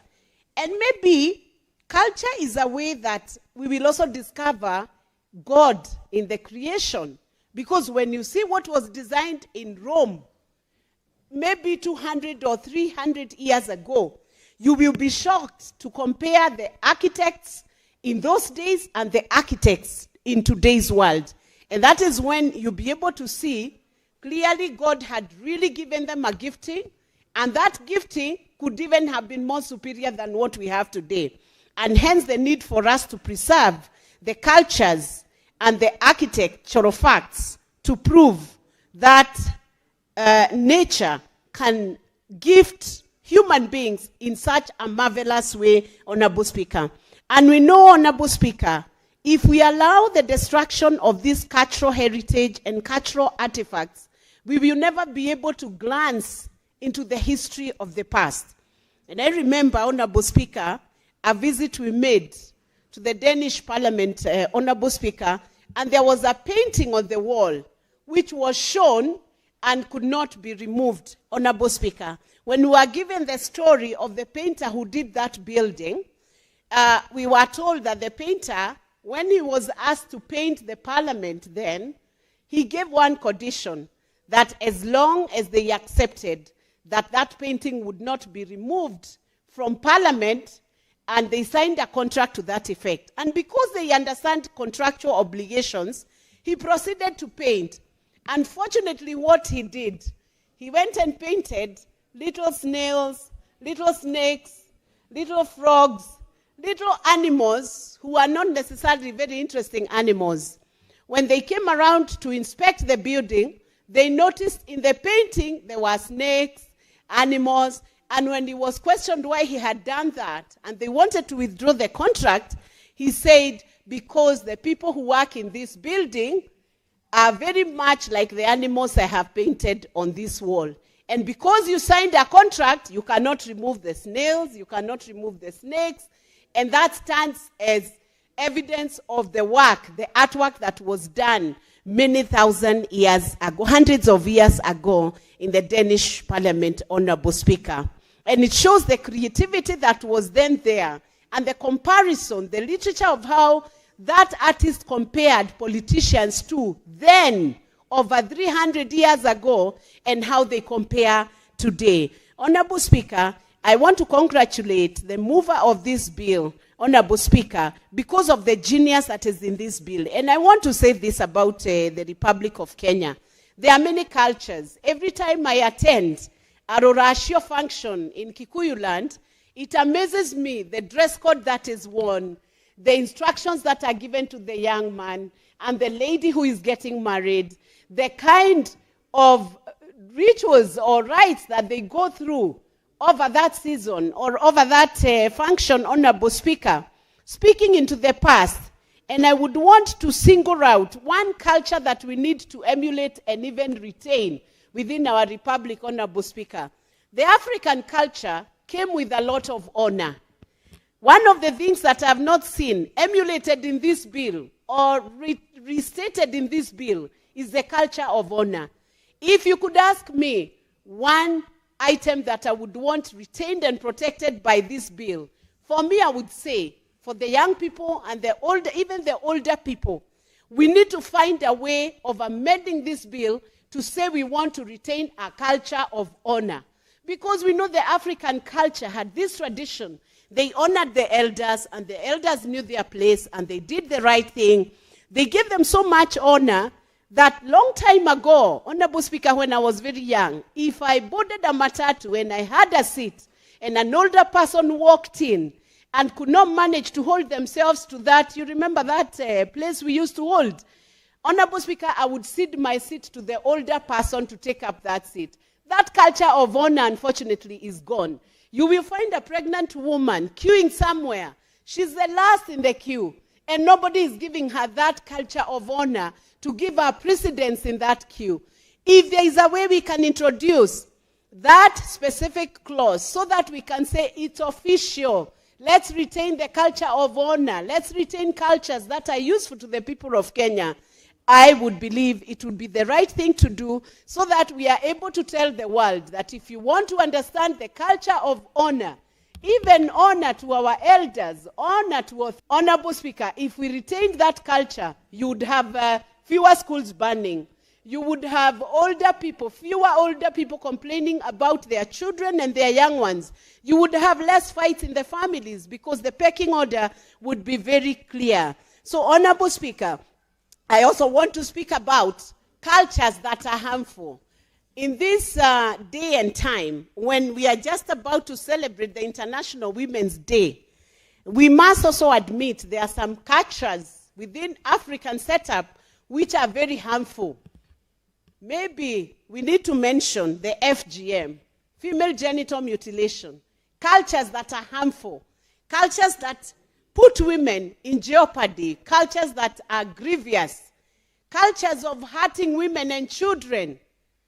Those are not even cultures. Those are acquired behaviors that have gone overboard, Honorable Speaker. And we want to say any culture, even the one I hear, people saying wife beating, and Honorable Senator Okiya Omutata could give us more light into this, that some cultures somewhere within the Republic of Kenya, they say to prove that you love your wife, you have to slap her or beat her or do something like that.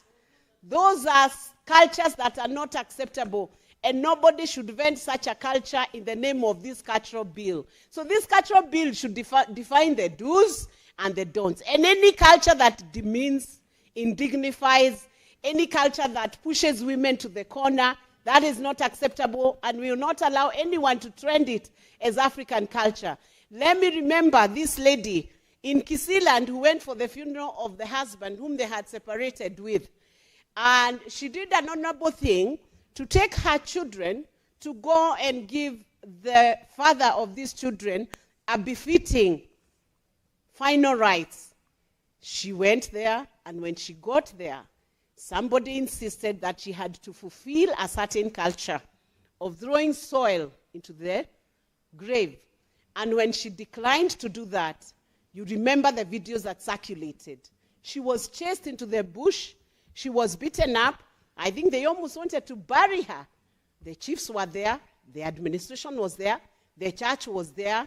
It was a very shameful, shameful culture to purport to perpetuate. So we want to say, when this bill is enacted, we do not want to hear cultures that are oppressive to women, cultures that will not indignify women, being vended that this is how women should behave, or this is how women should act. And we are not refusing cultures that are correct, cultures that are good. We want to bring out the art. And we want to also tell the international community, if you want to know where the first human being was discovered, it's in the Republic of Kenya, in Turkana County. So if you haven't visited Kenya, you are yet to see where your forefathers came from. And we welcome you to Kenya, a country with rich culture, a country with lovely people, a country with warmth of hospitality, best cuisines within the African continent, the gateway to East Africa, and the best nation to begin visiting in the continent of Africa. This is where you find the blend of African culture in all its beauty, elegance, warmth, hospitality, and a welcoming spirit. Thank you, Honorable Speaker. I want to support this bill and to ask the mover of this bill to ensure that we have entrenched the culture of honor so that our country can go to a different level and we can protect the good that is in the African culture and discard anything that is retrogressive. Thank you, Honorable Speaker. Very well. Next is Senator Okwaiti Andrew from Tata.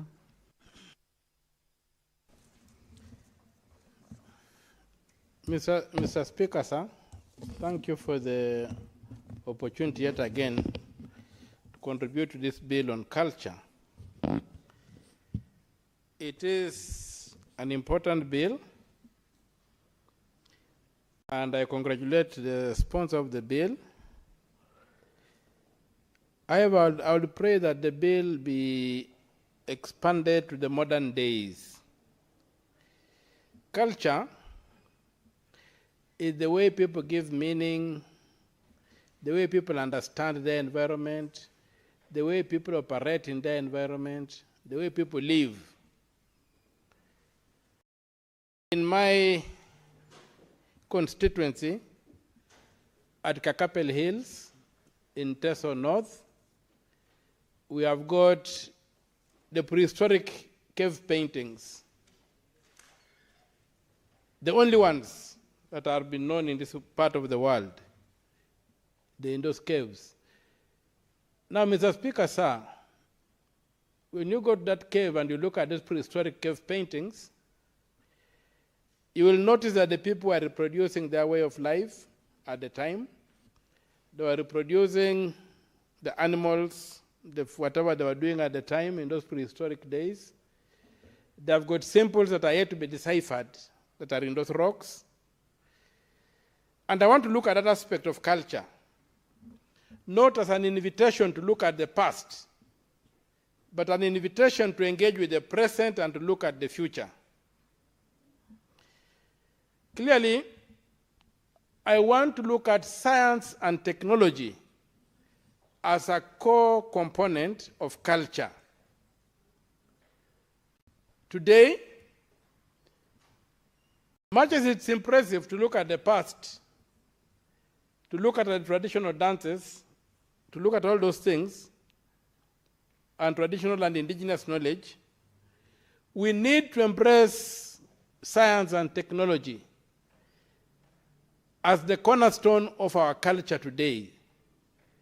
When the people who come maybe 200 years from down the line will look at us, they must see in us the capacity to survive and to have engaged effectively in the global economy. Culture should not be a question of traditional dances, a question of traditional dress, or traditional food, and other museum pieces. Culture should go beyond the museum and embrace the modern world, the current challenges that we have. So what kind of culture are we going to endanger? Or to engender, or not to endanger, but to engender with this bill? I would pray that the bill goes beyond inviting us to look to the past and to look at how we are engaging with the modern day. It always hurts me. Much as I'm a playwright, I'm a published playwright, I've written many plays which are published, but I am not happy that other than the National Drama Festival, we do not have an equivalent that draws a similar attention in science and technology. I would like to see science and technology becoming the culture of this country, whereby we move away from magic and superstition and take on ourselves a culture of weights and measures, of prediction, of interrogation, of inquiry, so that we can carve ourselves a space in the modern world. I wouldn't celebrate Majimaji rebellion, where people say that bullets could turn into water when they do some dances. I would not celebrate that. Because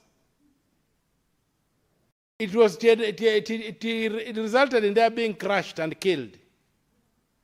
Culture should give us the capacity to produce those guns, to produce the capacity to master the elements of nature and harness them in such a way that we solve our problems. So I would request that the sponsors of the bill expand it to make our understanding of ourselves, our engagement with the environment and whatever, not just an invitation to celebrate our past that may be glorified or not, but it must be an invitation to carve out a niche for ourselves in the global world of today. We must anchor science and technology at the center of our experience. When I look at the cave paintings in Kakapel, I look at the technology of making ink that can last all those generations. I look at the technology of painting that those prehistoric people had. So that in the absence of science and technology, of the modern challenges, of engaging with the modern challenges through science and technology, we might find that we are inviting ourselves to celebrate a past that, beyond telling us where we came from, may not be telling us where we are going. So, our culture today, Mr. Speaker, sir, is a culture where we are using smartphones, we are driving vehicles, we are doing kidney transplants, we are engaging in so many things that rely on science and technology.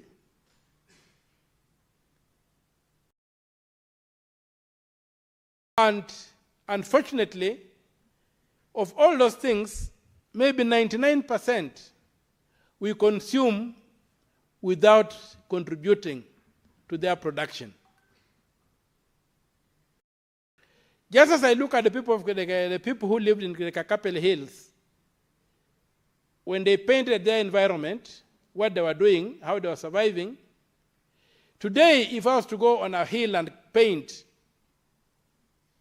my experience for posterity,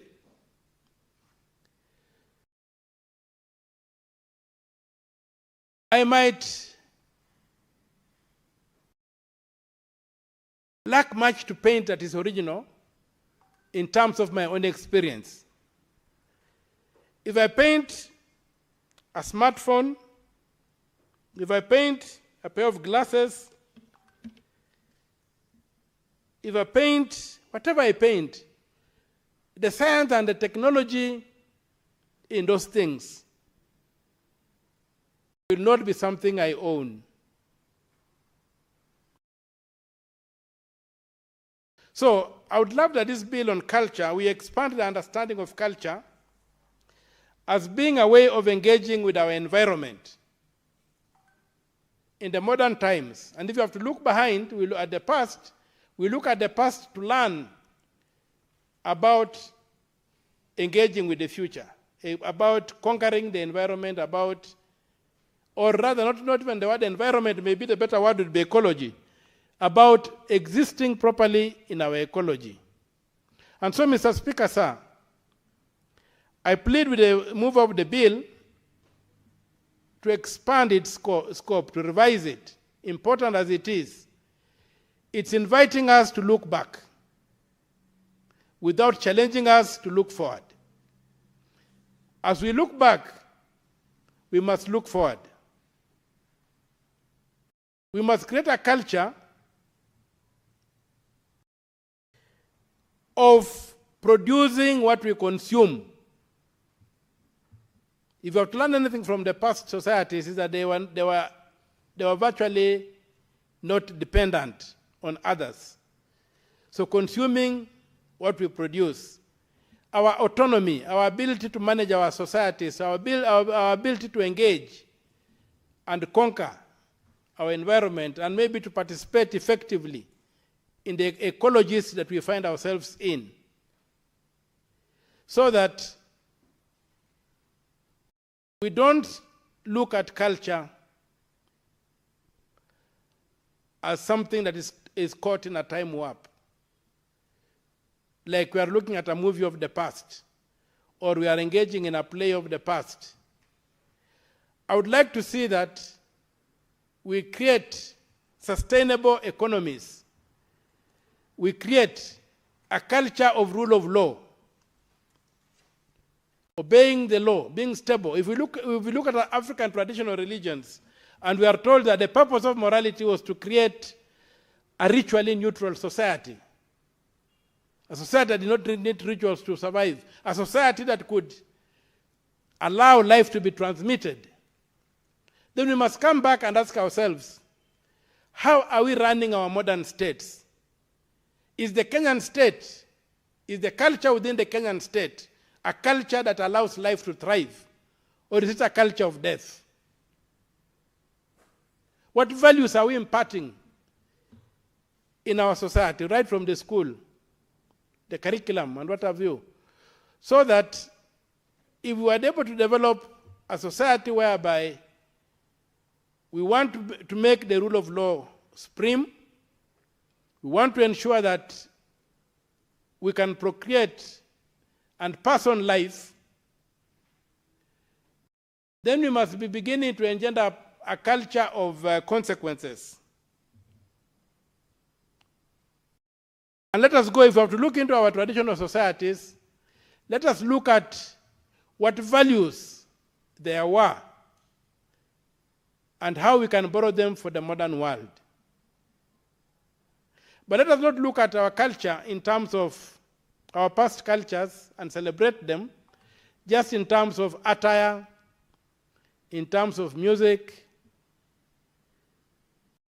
and in terms of other things that we look at and wonder about. If it's going for indigenous knowledge, let us invest in that indigenous knowledge. Let us modernize it. Let us bring science to engage, science and technology, to engage with those hubs. And we are able to produce tablets and capsules. And we are able to produce measurements of dosage. What is the dosage for treating such and such a thing? Let us invest in research and development so that our cultures can be of value in the modern day. For museum pieces, we can have the museum pieces. You can have those ones for entertaining other people, for whatever it may be, to remember whatever it is. But let us bring in, Senator Maina spoke about the Kiondo as a product. Somebody in China looked at it, added a bit of science and technology, and began mass production and copyrighted it, and ran away with it using synthetic fiber. Can we do that? Can we get a place for science and technology in our cultural experience so that we can modernize our experience? What our forefathers engaged with, we can modernize it the way other people of the world have done, modernize their experience, infused science and technology, mainstreamed science and technology through research and development, and came up with cultural expressions or cultural expositions of a culture that is not an invitation to the past, but one that uses the past to move into the future, to challenge the future, and to try and conquer the future. Let our culture in Kenya be a culture of satellites. Let us have a culture of trying to be modern. And trying to be modern does not mean that what our forefathers did was not modern. It was modern in their days. But today we have got concepts like modern and postmodern and stuff like that. Let us also be able to engender that kind of experience, to live on earth as global citizens and mainstream a culture of production, a culture of manufacturing, a culture of value addition, a culture of proper banking. We move away from these Shylock banks and get banks that can help us invest and grow this economy. So the culture part for me is a big, big area. The bill has scratched the surface. And if it's a bill being done in the 21st century, the way this one is being done, then it must be a bill that invites us to develop a culture that allows us to carry our weight in the global economy, in the global environment. Not a culture that invites us to look at a past that is no longer relevant in our days, other than maybe the values, but whose material experience may not be relevant today. The fabrics of the past and what have you may not be relevant today. Let us proceed forward and be able to compete for our space with the Americans, the Europeans, the Arabs, the Persians, the Chinese, the indigenous peoples across the world, and many others, so that our nation, which we pride as the cradle of mankind, can really thrive and be at par with any other country, with any other civilization. And civilizations come and go. No civilization is static. And we cannot try to argue that the Kenyan civilization is static and stuck in the post-colonial days. Kenya has a civilization of today and of tomorrow. Yesterday is gone. Let us borrow what is of value from yesterday, but let us know that the challenge to be on this earth is about today and tomorrow. And let us mainstream science, let us mainstream technology, Let us invest heavily in research and development, and I would like that bill to provide for proper provisions of research and development into the past indigenous sets of knowledge and technologies, and see how we can benefit from them. If it is medical or whatever it is, let us see how we can benefit from them in the modern economy and use them like the Chinese have done and others in the Asian world have done with their indigenous knowledge, and been able to modernize even their medicine today. They package it in capsules, they package it in syrups, they package it in tablets with a clear dosage. They have got clear ways of diagnosing illnesses and what have you. Let us modernize our knowledge, let us modernize our experience, and let us create a modern Kenyan civilization that the ages who come after us will be proud of us. With those few remarks, Mr. Speaker, sir, I support the bill, and I pray that the response of the bill expands it to the modern era. Thank you, Mr. Speaker, sir. Okay. Senator Catherine Muma. Thank you, Honorable Speaker, for the opportunity to speak to this bill. Honorable Speaker, this is a very important bill for this country. It seeks to implement the requirement in Article 11 on culture. And Honorable Speaker, it's a bill that is long overdue, and a bill that is seriously required, because this is one function that is shared between the national government and county government, but one that parliaments since 2013 have ignored in terms of putting in place the legislative framework to implement the Article 11. Honorable Speaker, so I want to commend the mover of this bill, also to commend the fact that the bill recognizes that national government as well as county governments have a role in implementing matters relating to culture. Honorable Speaker, I would now not want to add on to what people have already said, but I want to speak to other aspects that may very well enrich this bill. And I hope the mover of the bill, who's not here today, maybe he can be given the answer, can consider adding in other things, other aspects that would ensure that the implementation of the law, when it eventually passes, will actually be meaningful. Otherwise, the bill would pass, would look like a good law that we passed, but we may not see the impact of this law a few years down the road. Honorable Speaker, Article 7 of the Constitution speaks about language. There is no way you can speak about culture without speaking about language. I would have wanted to see the mover of this bill provide something about language in the implementation of matters culture. Honorable Speaker, we have discussed here once the issue of getting vernacular languages to be taught in our schools. Those of us who call ourselves Kenyan and have by marriage gotten married to somebody in another tribe that speaks a different tribe have children who, for a few of us, the children speak both languages. For many of us, because we use the easier, we take the easier route of communicating in Kiswahili or English, the children are not able to speak the vernaculars. Honorable Speaker, if you can't speak the vernaculars, you will never be able to appreciate the culture of the people, of your people.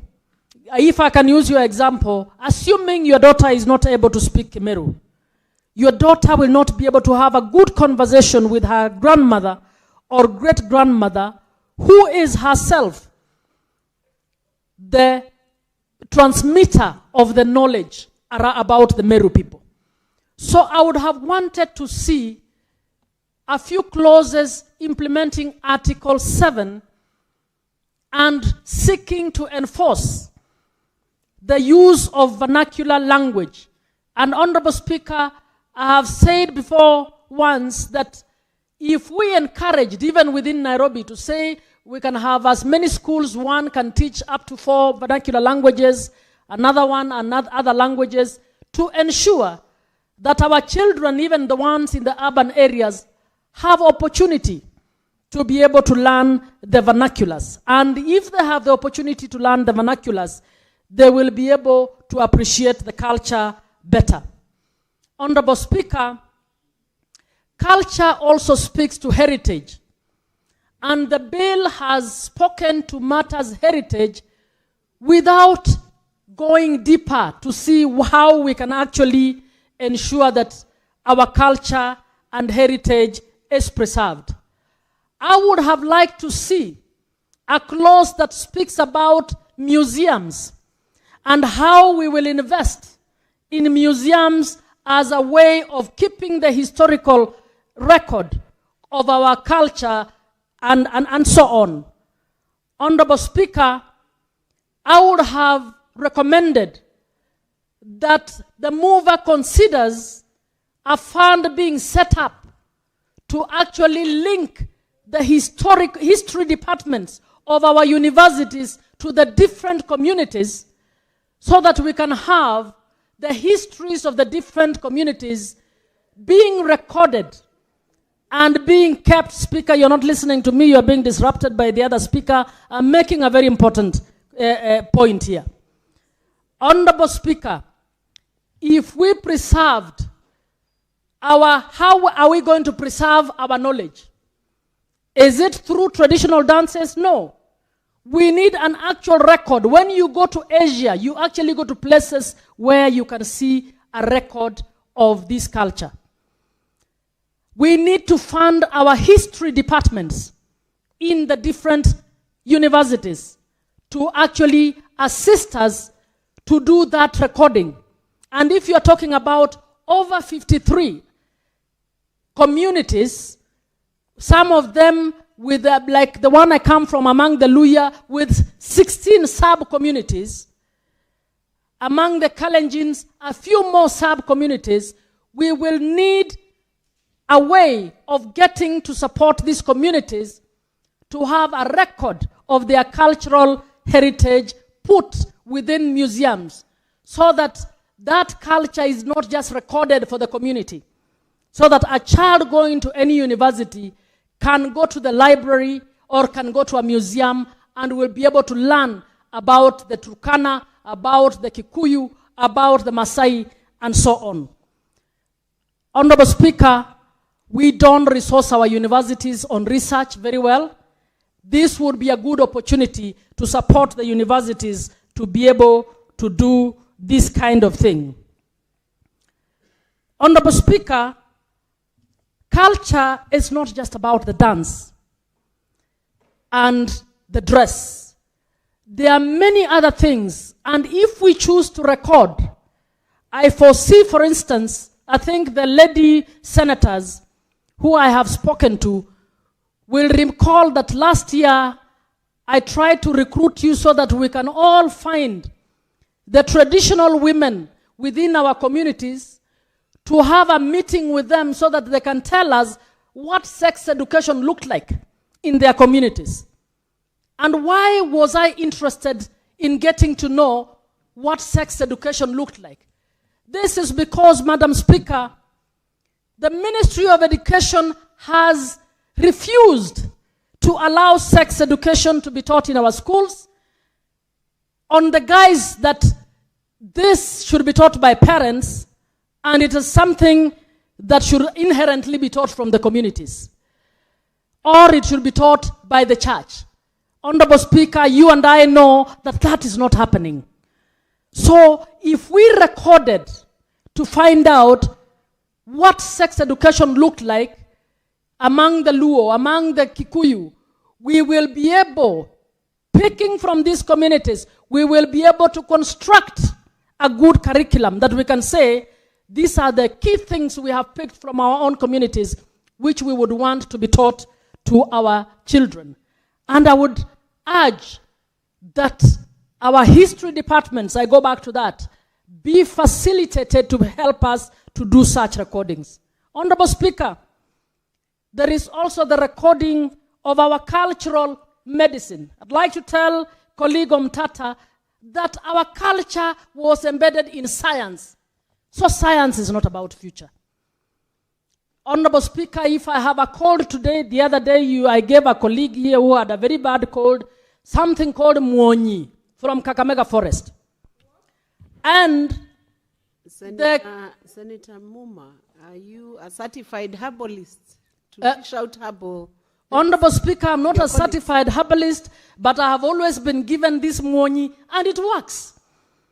And it does not have to come through America or CDC for me to be treated by it. So we had science. It's just that that science has not been recorded. If we record it, we will be able to say, these were our medicines, this was the medicine for that, and it will help to enrich the research that we have in our medical schools. Honorable Speaker, if we recorded even recipe books, I will be able to tell you, Honorable Speaker, if you eat shirieto and ugali, you would love it. Right now, if I tell you what is shirieto, you will not tell me what shirieto is. Shirieto is a vegetable among the Luyas, a vegetable which is becoming extinct because we've decided to be modernized. We want to eat broccoli. Senator Beatrice, what's your intervention? Yeah, Madam Speaker, we most likely need an interpreter in the House as Senator Moma continues to dispense presentation, because there's been use of a number of words that we do not understand, but we feel are very useful to us. Some of them, the words that she has used in my community, would not be words that you'd use in public, but now she's used them. I'm not able to get their interpretation. She needs to translate for us some of those words. Thank you, Madam. Senator Muma, you must use understandable and comprehensible parliamentary language for the likes of Senator Beatrice to understand what Chirieto stands for. I equally am suffering the same consequences as Beatrice, Senator Beatrice. I just heard you liberally use the term Chirieto. I come from Mount Kenya region. We don't have such a term. Can you use English to describe, even if you use broccoli to describe what Chirieto is close to? Something that we can comprehend and follow.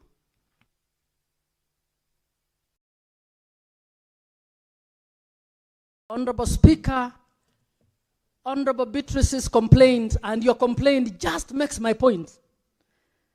That if we set a fund aside and allowed Masinda Muliro, Department of History, to do a book that says these were the vegetables among the Idaho, these were the ones among the Isuka, you will get to know what Chirieto means. And that's my point. That's the point I'm actually making. Honorable Speaker, when we establish the museums, there is one point I would like to make. The National Museum should be able to give us accurate information about the national events. Honorable Speaker, after the Mau Mau, some of the Mau Mau veterans took a case to the UK and were compensated, the British government redeployed back some information in our archives.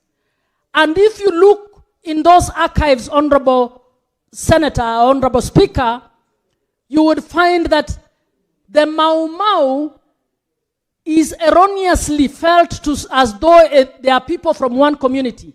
But when you see the list of the people who fought for Uhuru in this country, that list has so many other people from other communities that have never been celebrated because one community has decided to celebrate their own, other communities have not done similarly. So the impression, and it's not to actually fault any community. The impression given to the children who are coming up is that Mau Mau was about one community, when that is not true. But Mau Mau had a list. If you go to that archives, if it is properly resourced, our children will be able to go to the National Archives. They'll be able to see the hundreds of other people who fought for Uhuru in this country. So I think this is a basic law, but as is, it is not able to take us to Canaan. Honorable Speaker, insofar as the culture is concerned, Senator Kathy Muma, can you describe where is Canaan coming in? Where are we going to be heading when we are going to Canaan? From where? Honorable Speaker, Canaan for purposes of culture is that right now, culture is whatever anybody says.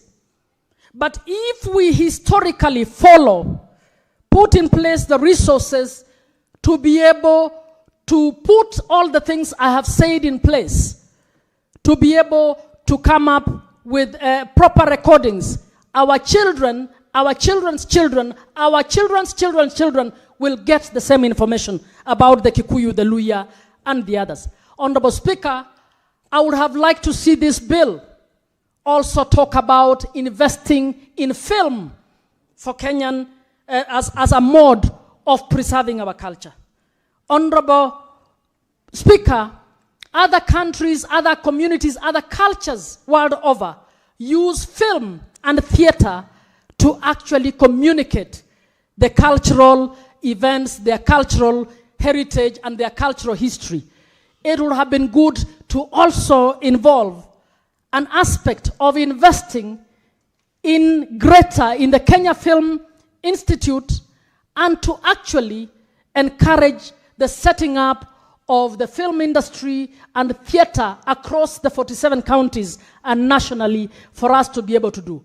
Honorable Speaker, what I have added, if it is added to this, we will say we have a rich law that can actually enable us to preserve and to enjoy our culture. I support. Thank you, Senator Kathy. I want to give a communication from the chair.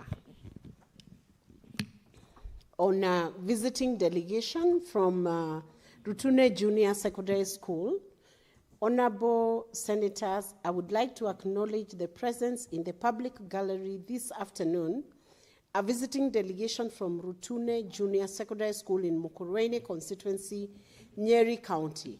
The delegation comprises 45 students and 5 teachers who are visiting the Senate for an academic exposition. Honorable Senators, on behalf of the Senate and on my own behalf, I extend a warm welcome to the delegation and wish them a fruitful and enriching visit, and I thank you. I want to welcome Senator Wahome to welcome this group and then proceed on to contribute to this bill. Thank you. Thank you very much, Madam Speaker. Indeed, it is not Lutune Junior, it is Lutune Senior, and they combine 2 schools from Mukurweini sub-county. Apologies for that. It's thank you very much. Senior Secondary School. Well noted, Madam Chair. Madam Chair, why we encourage the young ones, and I think this goes in the spirit of the bill that we're having today, it's because we want them to see, we want them to learn, and we want to invest in them so that when the time comes, Madam Speaker, they'll be able to do what we are doing here. Madam Speaker, it's in such excursions that we inspire the young ones to aspire to become readers tomorrow, and most importantly, Madam Speaker, to make them see what we do, the business we do in this house, how we enact laws, and how we debate in the house, but most importantly, to make them see that this is a house where everybody can make it to this house if they believe in themselves. Madam Speaker, I want to take this opportunity to welcome them. They were in my place, in my residence, we had lunch together, and as they now head home, I want to wish them journey masses. And Madam Speaker, I wish to proceed to support this bill because this is a very timely bill. Madam Speaker, a lot has been said about this bill. We know that we have a richly diversified communities in Kenya. Madam Speaker, in our diversity, lies our richness. How I wish, Madam Speaker, that we, the political class, would be able to create more incentives as we enact this bill, create more incentives, Madam Speaker, as Senator Catherine Muma has said, so that we can get many people investing in the preservation of our cultures in form of films, in form of documentaries, Madam Speaker, but most importantly, even in form of restaurants where someone can go and enjoy a rich meal that is prepared in line with the traditions of the Abaru here. Madam Speaker, I heard Senator Catherine Muma use a couple of words that I was saying that sounds quite good. I would want to know what that is. I would want to know where to eat that. How I wish, Madam Speaker, that we would have somebody to invest around that so that you would have a restaurant that you would walk into and say, today, I want to eat pure Luya dish. Madam Speaker, moving forward, Madam Speaker, we are raising a generation, and that has also been mentioned, of kids who've been seared in mixed marriages, Madam Speaker. We are raising a generation that has lost their cultural attachment because of the nature of the schools they go to, people they associate with, how they've been brought up, and most importantly, Madam Speaker, the curriculum that we are having, Madam Speaker. We used to learn vernacular language that we no longer learn. I doubt, Madam Speaker, that the younger generation, they are able to learn their language or even speak their language fluently. Having said that, Madam Speaker, I know, and it must be mentioned, our richness, and as I've said, lies in the diversity that we have. We should be proud of our culture. We should be proud of our ethnicity. It should not be something negative. It should be something that we should be proud of, Madam Speaker. And therefore, Madam Speaker, I'm always a proud parent when I attend dramas and musical festivals in school and see schools in central Kenya perform culture dances from the Western or from the Nyanza. And this is a way of encouraging, Madam Speaker. Where I feel that we fail our young generation, Madam Speaker, and this bill goes a long way in trying to capture that, is that we do not document this for posterity, Madam Speaker. How I wish that it would be a culture entrenched within our learning institutions that all these dramas and musical festivals are documented and properly archived so that someone could even leash back to them and refer to them even 20, 30, 40 years to come, Madam Speaker. Madam Speaker, as we are aware, the world is moving to become a global village. And therefore, Madam Speaker, we are going to see fusion of cultures, fusion of heritage, and therefore, Madam Speaker, as we look at the heritage from where we come from, it is also imperative that we look at the heritage of where we are going. How do we now preserve the heritage of the young generation who cannot be able to relate with the history of our forefathers? How do we make sure that we merge what we used to do then, what they are doing now for posterity, Madam Speaker? And therefore, I would want to agree that it is important that we also come up with institutions of basic learning that will be teaching some of the basic languages. Madam Speaker, in the CBE education, you will see French as a language. You will see German as a foreign language. How I wish that we would even offer Luya, Kikuyu, Kiluo as a language that one would have a choice of learning, because moving forward, we would want to have somebody who will be able to preserve or even to understand the cultures of these different communities and be taught in school so that for the posterity, we can have at least some points of reference. Madam Speaker, we must, as legislatures, also come up with measures that will ensure that we encourage people, we create incentives for people to invest in these activities, like I said, films, for example, production of documentation, production of books, Madam Speaker, and even preservation of cultural heritage, Madam Speaker. My colleague here from Busia said about the paintings in a certain place. How and what effort do we make, Madam Speaker, to ensure that we preserve this for posterity? How are we investing in this, Madam Speaker? You yourself in your contribution, Madam Speaker, did state well. The Romans did build in the 14th century, and the architect has been preserved until today.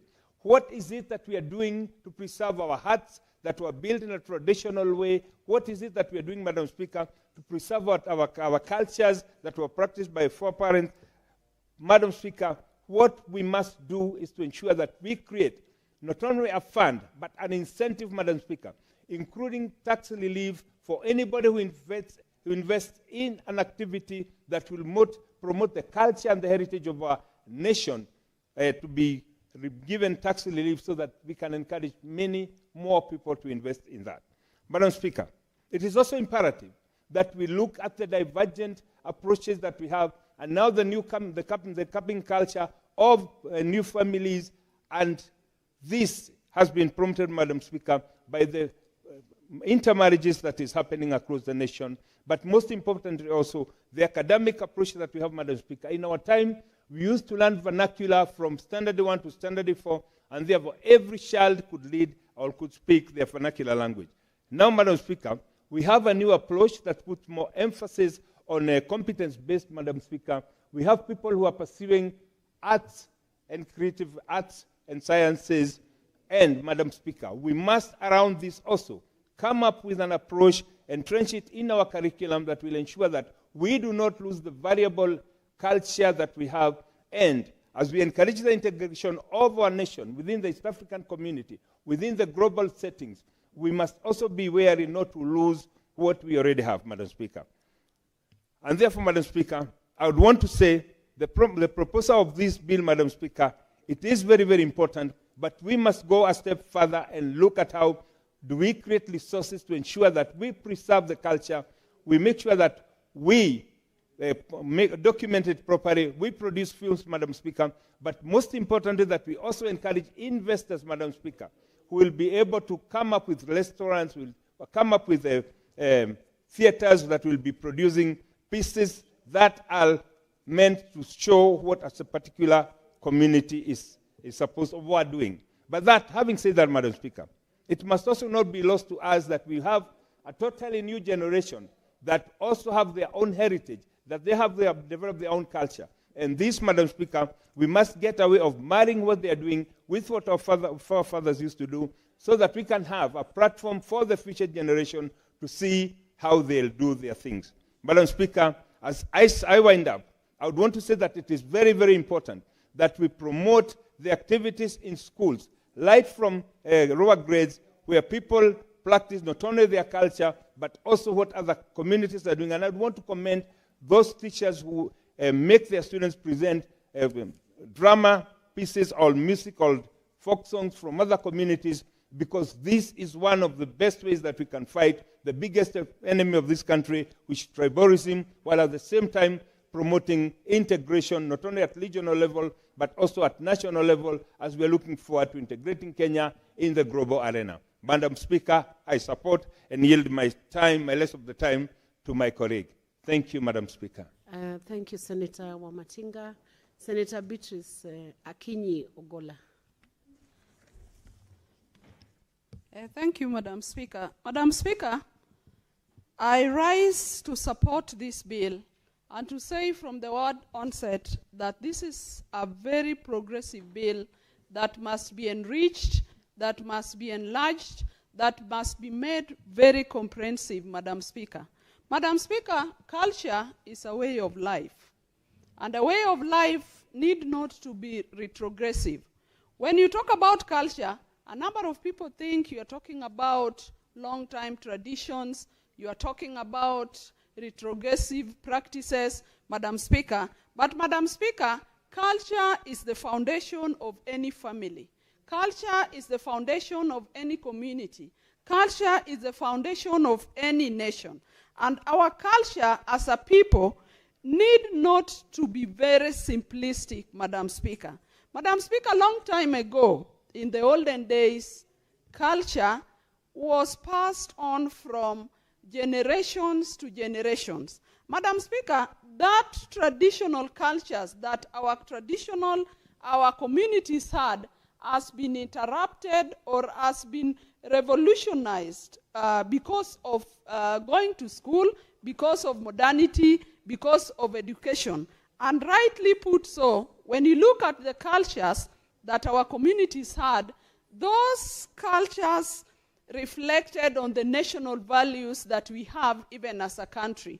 When you look at our national values, you are talking about love, you're talking about integrity, you're talking about honesty, you're talking about accountability, we are talking about transparency, we are talking about unity of purpose, we are talking about equity, we are talking about inclusivity, we are talking about sharing, Madam Speaker.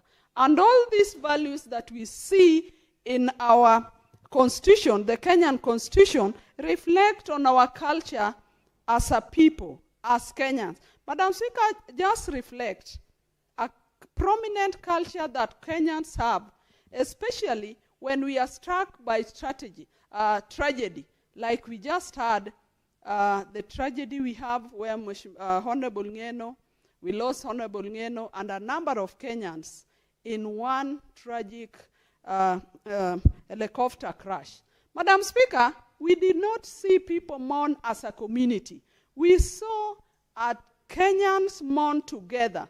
We mourned the loss of the 6 people that lost their lives, and at no point did we see a distinction between communities. And Madam Speaker, that is a culture that we all loved in this republic. Madam Speaker, even last year, when we lost former Prime Minister Baba Raila Amolo Odinga, we did not see Raila being mourned as a Luo or as a community. We saw all Kenyans come together to mourn the enigma, to mourn the giant. We saw nationalism, and this is the culture that we want to talk about, Madam Speaker.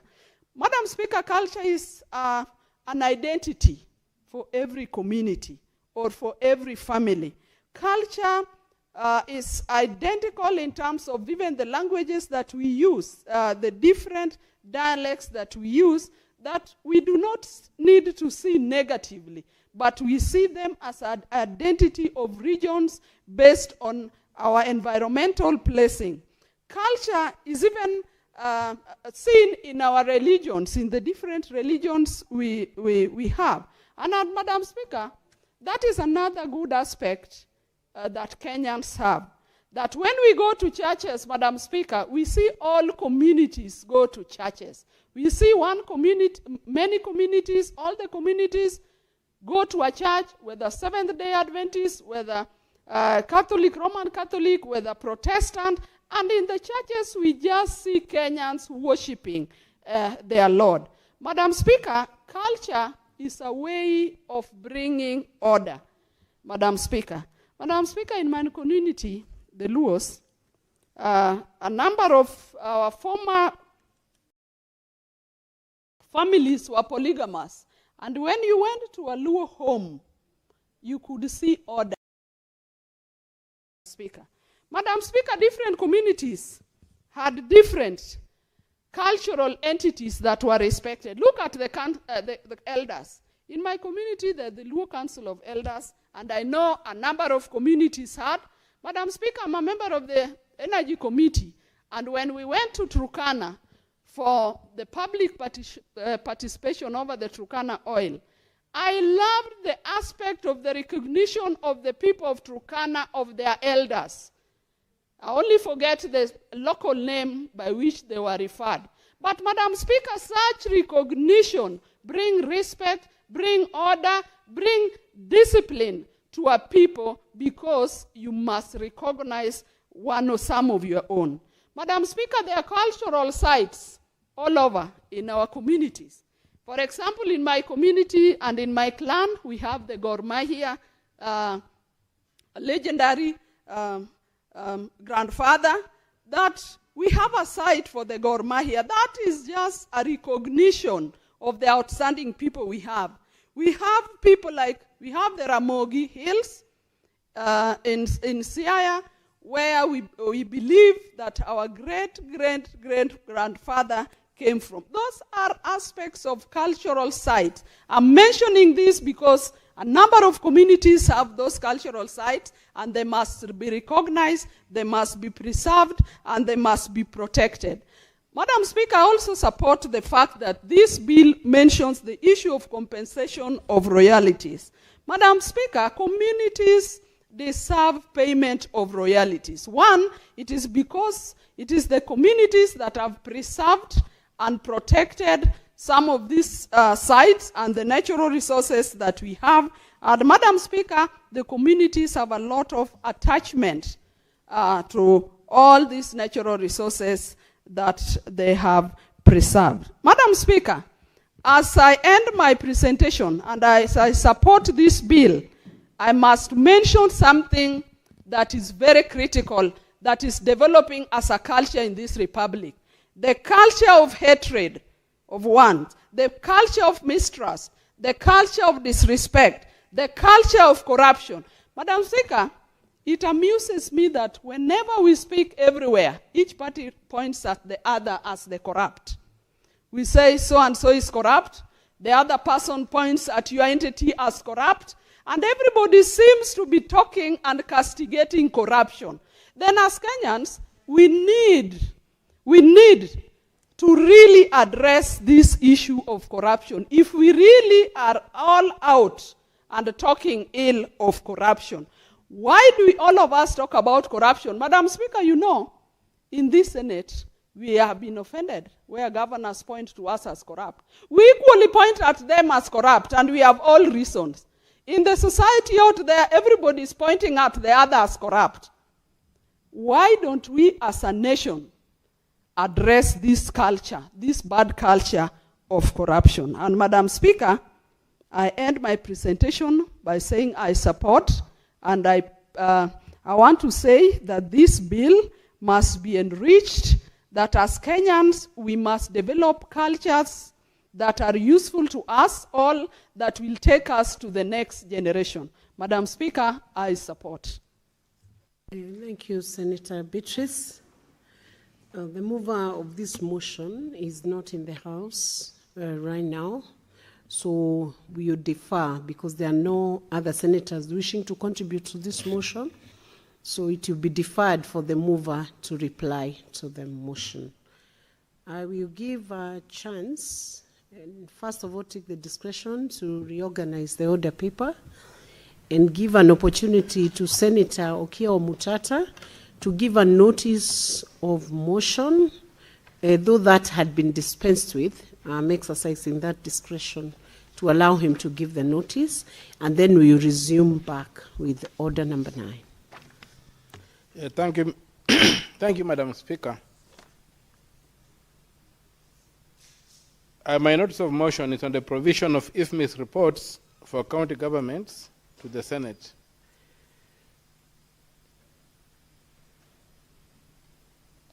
That aware that Article 96 of the Constitution provides that the Senate represents the counties and serves to protect their interests, determines the allocation of national revenue among counties as provided in Article 217, and exercises oversight over national revenue allocated to the county governments.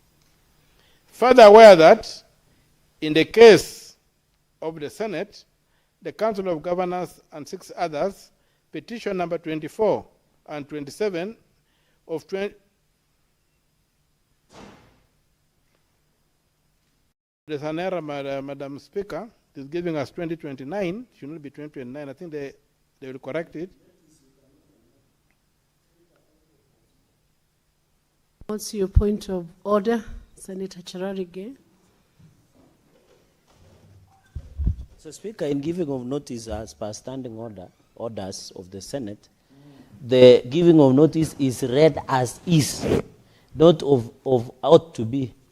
What standing order are you using? Madam Speaker, on the standing order number 1, with your indulgence, Madam Speaker, and then sorry for taking long, Madam Speaker, on the issue of just a moment, Speaker, to appraise myself with on the issue of standing order number 1, which and then there is standing order number 62, and then Madam Speaker, finally on the procedure, Madam Speaker, on the procedure of moving of motions, that is standing order 62. Standing order 62, Madam Speaker, and then giving notice, that is standing order 53. Not, sorry, 53, Madam Speaker. Can I read? Proceed to read it. To read it. Standing order number 53. No. Standing order 60. That is notices of motion. 53 is on Senator's request for statement, so it cannot be applicable 60. in that. 60, but the standing order I have here, Madam Speaker, is allow me to... You can proceed. Do you have the specific I'm one? trying to get the correct one. I don't know why that one is missing. Madam Speaker, it says, standing order number 60, notices of motion, except as otherwise provided by the standing orders, notice shall be given by a senator of any motion which the senator proposes to move. Number 2, before giving notice, a motion shall deliver to the clerk a copy of the proposed motion by the senator. Number 3, if the speaker is of the opinion that any proposed is one infringes which he has passed through, Madam Speaker, allow me to go to the... a senator giving notice of a motion approved by the speaker shall state its terms to the Senate and indicate whether the original copy received by the speaker has been certified. This one is by party leader or any other, or sponsorship by the Senate, shall have all other, and then notice approved by than this may be given by means of a list, Madam Speaker. So, Madam Speaker, in line with standing order number 64, it refers to number 64. Madam Speaker, my only concern, the extrapolation of standing order number 60, is that Senator Okia has confirmed before the House that it is indicated in 2029. So is it the correct order? Because, Madam Speaker, I've read the order paper. I don't know whether colleagues can provide you with the order paper of Thursday. The order paper of Thursday, it says 2029. Further, aware that in the case of the Senate, the Council of 2027 and 20, so this giving of notice, Madam Speaker, is defective. So would it be order understanding order number 1? I wish the clerk would give you, I wish the clerk would give you some space so that I can request. Madam Speaker, looking at the order paper, it indicates that this petition that Senator Okia refers is 2029, which is not true. Which means this notice of motion is fatally defective. Would it be in order request understanding order number 1? Can it be rectified verbally, or does Senator Okia Omutata needs to bring back the motion so that the process can start afresh?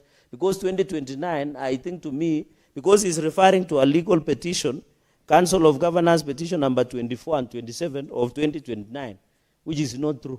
Would it be in order, Madam Speaker, for the Honorable Senator to withdraw, you reapprove the notice of motion, then he can come and give it next week? I don't know. Maybe you can invoke standing order number 1, Madam Speaker. I yield back. Senator Okia, do you have an error, a typo in your notice of motion? Yes, which I noticed, and I raised it. It was not in my...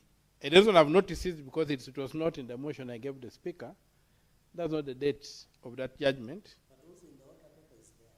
The error is there, and the error is here, and that's why I'm acknowledging that there was an error. That's why I was going to invoke the Speaker's guidance on that error, because we are not into, I think it's a typo. So maybe you could be guided. That's why I was raising with the attention of the Speaker that there was an error in the content. I'm checking whether standing order 62 could apply moving of motion in an amended form, where the Speaker may permit a senator to move in an amended form a motion of which notice has been given, if in the opinion of the Speaker, the amendment does not materially alter any principle embodied in the motion.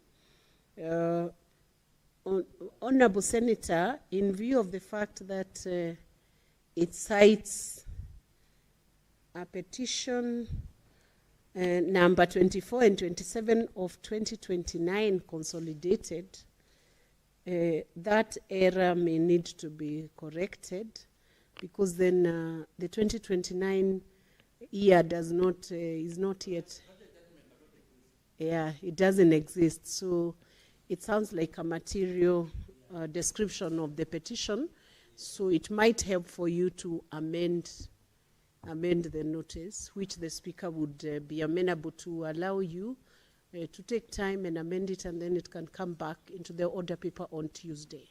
I think it's not me to amend, is I think the Secretariat, because what I gave had the correct date. But what was presented here, I think there was some oversight. There was a typographical error. So I think it's in order for the correct position to be given. I guide that you allow the Secretariat to amend it, and Yes. then you give that notice on Tuesday. On Tuesday. Yeah, that's what I on wanted Tuesday to- next yeah. week. I'm So guided. Secretariat, please amend that notice on Tuesday so that we do not refer to a petition that is non-existent. Thank you. Thank you, Madam Speaker. Thank you, Senator Okia. We can proceed on to the next agenda, that is the agriculture produce minimum agenda number 9. Order number 9, the Agricultural Produce Minimum Guaranteed Returns Bill, Senate Bills number 17 of 2025, second reading, resumption of debate interrupted on Thursday, 26th February 2026. Senator, this resumption of debate, Senator Cherarike Samson, you may proceed and take the mic. Thank you, Madam Speaker. From the onset, I want to congratulate you for moving ably this bill on the Agriculture Produce Minimum Guarantee Returns Bill 2025. Madam Speaker, I think you continue to distinguish yourself as an astute legislator, following in some of us who are the greatest debaters and legislators on this House, Madam Speaker, and I can give you accolades. There is a song that they say, what a man can do, a woman can do it better. And as the champion of women leadership, women rights, I'm proud that the person who has come to rescue our languishing farmers is none other than a woman leader by the name Senator Veronica Waheti through this agricultural bill of guarantee minimum returns. Madam Speaker, the farmers of this country are proud of you.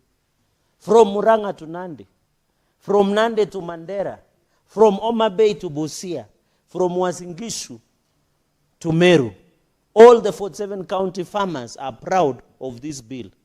This bill will change the fortunes of many farmers.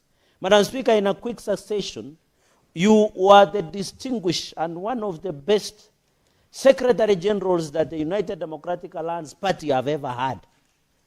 Madam Speaker, and I remember you came and gave me my nomination certificate after I won overwhelmingly, after vanquishing my opponents in the nominations of UDA in 2022, and you ran the UDA party like a colossus of leadership and a paragon of hope.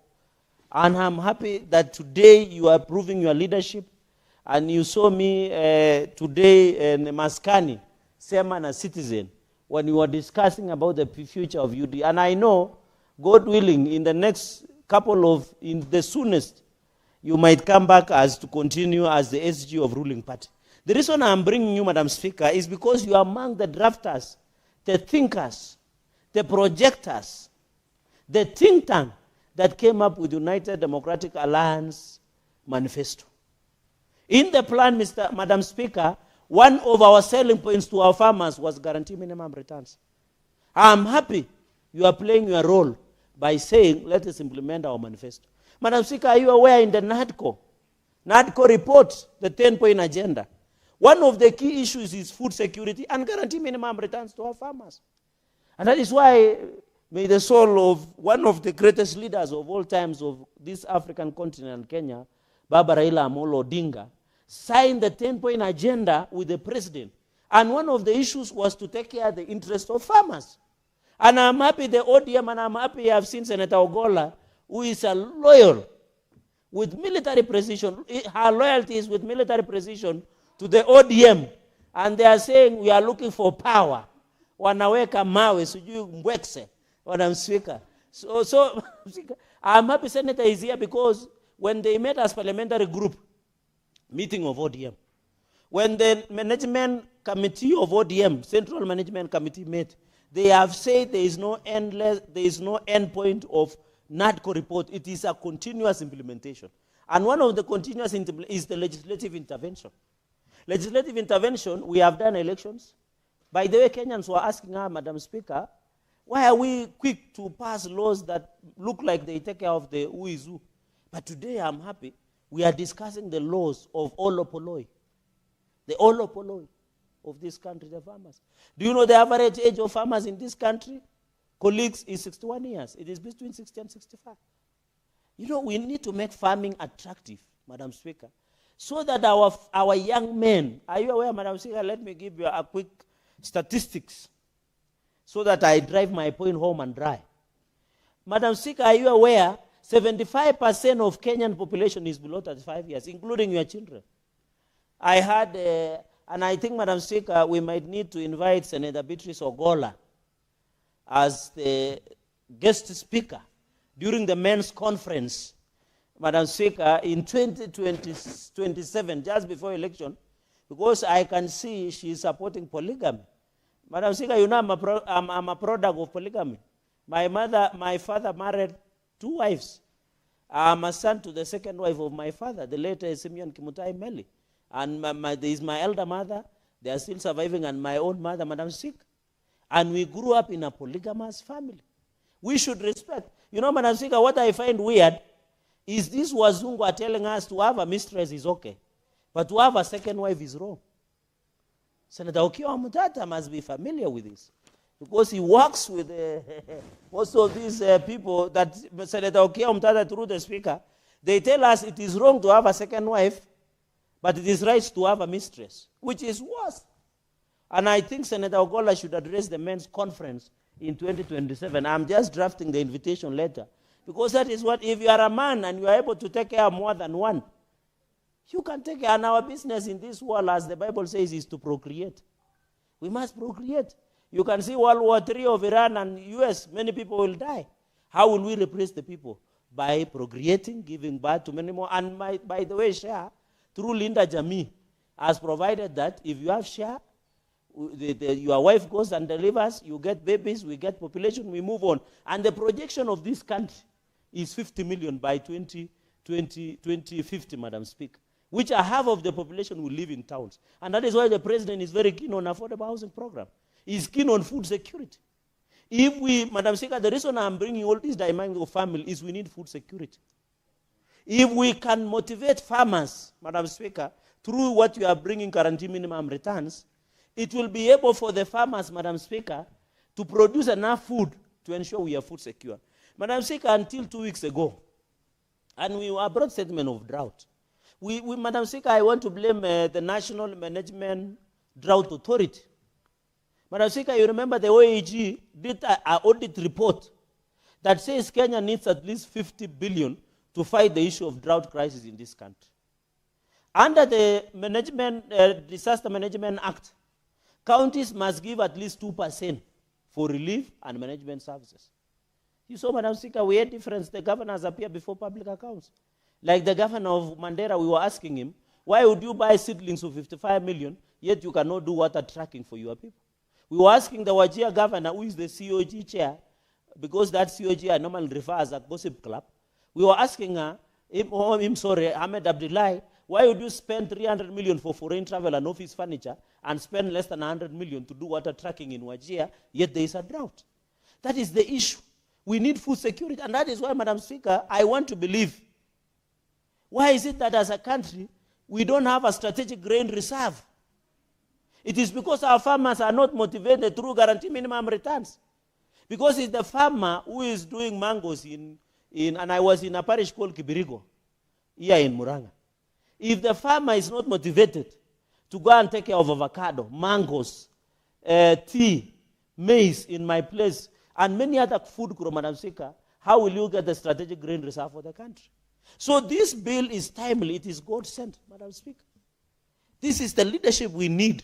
And I want to tell you, Madam Speaker, 60% of any families, including our clerks and everybody in this room, including ours, 60% of every family's budget goes to food. 60%, Madam Speaker. 60% of anybody's income is food. Then I think 20 to 30% is rent, Madam Speaker. So Kenyans are literally living hand to mouth.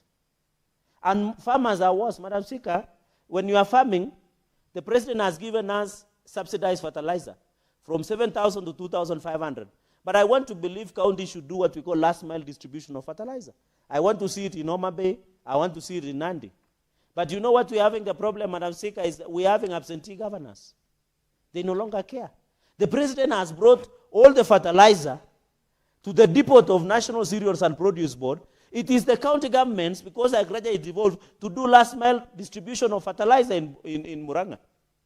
Your governor is spending more time doing cabros in Muranga than the real thing. My governor is globetrotting, going to where Jesus Christ was born, as opposed as to providing farmers to Kipchunu, Madam Speaker, or providing farmers in Trinidad, last mile distribution of fertilizer, Madam Speaker. Our governors are busy doing politics, Madam Speaker. Even you have seen in Homa Bay, the deputy governor has resigned, Oyugi Magwanga, Madam Speaker, because people have failed. The governor there is an absentee governor. While we appreciate what she is doing under broad-based, that one should not disenfranchise the people of Homa Bay from getting services, Madam Speaker. Madam Speaker, and therefore, as I drive the point home, the issue of guarantee minimum returns, as I go to the bill, I'm happy with the definition of comprehensive cost. Like farm inputs. Seeds are expensive, Madam Speaker. We thank the president for fertilizer. But you believe 2 kilos of maize seedlings from Kenya Seed is 600. Yet Kenya Seed is in Kitale, less than 30 kilometers from my county. Yet the seedlings are expensive. We don't import. Madam Speaker, do you see the paradox? While the president has made sure fertilizer is subsidized, the Kenya Seed is still selling seeds very expensively. It is very costly, Madam Speaker. Even as we talk, although we have a challenge of DAP, there is 23, and Mavuno, which is provided. So the issue of herbicides, pesticides, Madam Speaker, we have been told that there are pesticides and acaricides and herbicides that we use in Kenya that has been banned in the US because it's cancer causing. How many of our farmers have been exposed to cancer causing, Madam Speaker? It's very unfortunate. I can see a number of clerks also are farmers, and that is why they are agreeing with me. Madam Speaker, the issue of fertilizer, we have agreed. Livestock production, including animal feeds and stuff. Madam Speaker, if you are a farmer of dairy, the most expensive feed is animal feed. Can you believe we are exporting animal feed from Uganda? Even eggs. We should be embarrassed as a country. I want to challenge you, Madam Speaker, and I know you are a farmer. If you see the cost of running dairy farming, you will be shocked. It's costly. It's too expensive, Madam Speaker. And therefore, we must give cushion. Because if we have to get animal feed from Uganda, what are we doing? Even drugs, Madam Speaker, for the ones to deworm our animals and many others. So I'm happy. In your definition, you have improved it as a comprehensive cost. Labor, Madam Speaker, you hire laborers, how they do farm laborers. You hire one in the morning, by afternoon they are gone. You hire one in the evening, by morning they are gone. So the issue of labor cost is still, because if today, Madam Speaker, if we are to implement the minimum wage of our laborers in our farms, no one will be able to afford them. Because you and me know we pay 5,000, 10,000, 6,000. But if you have to go for minimum wage, including statutory deductions, one laborer might need 20,000. Madam Speaker, another issue is fuel. The issue of fuel is still up. We are aware that it's an ongoing war of Iran and Iraq, Iran and US.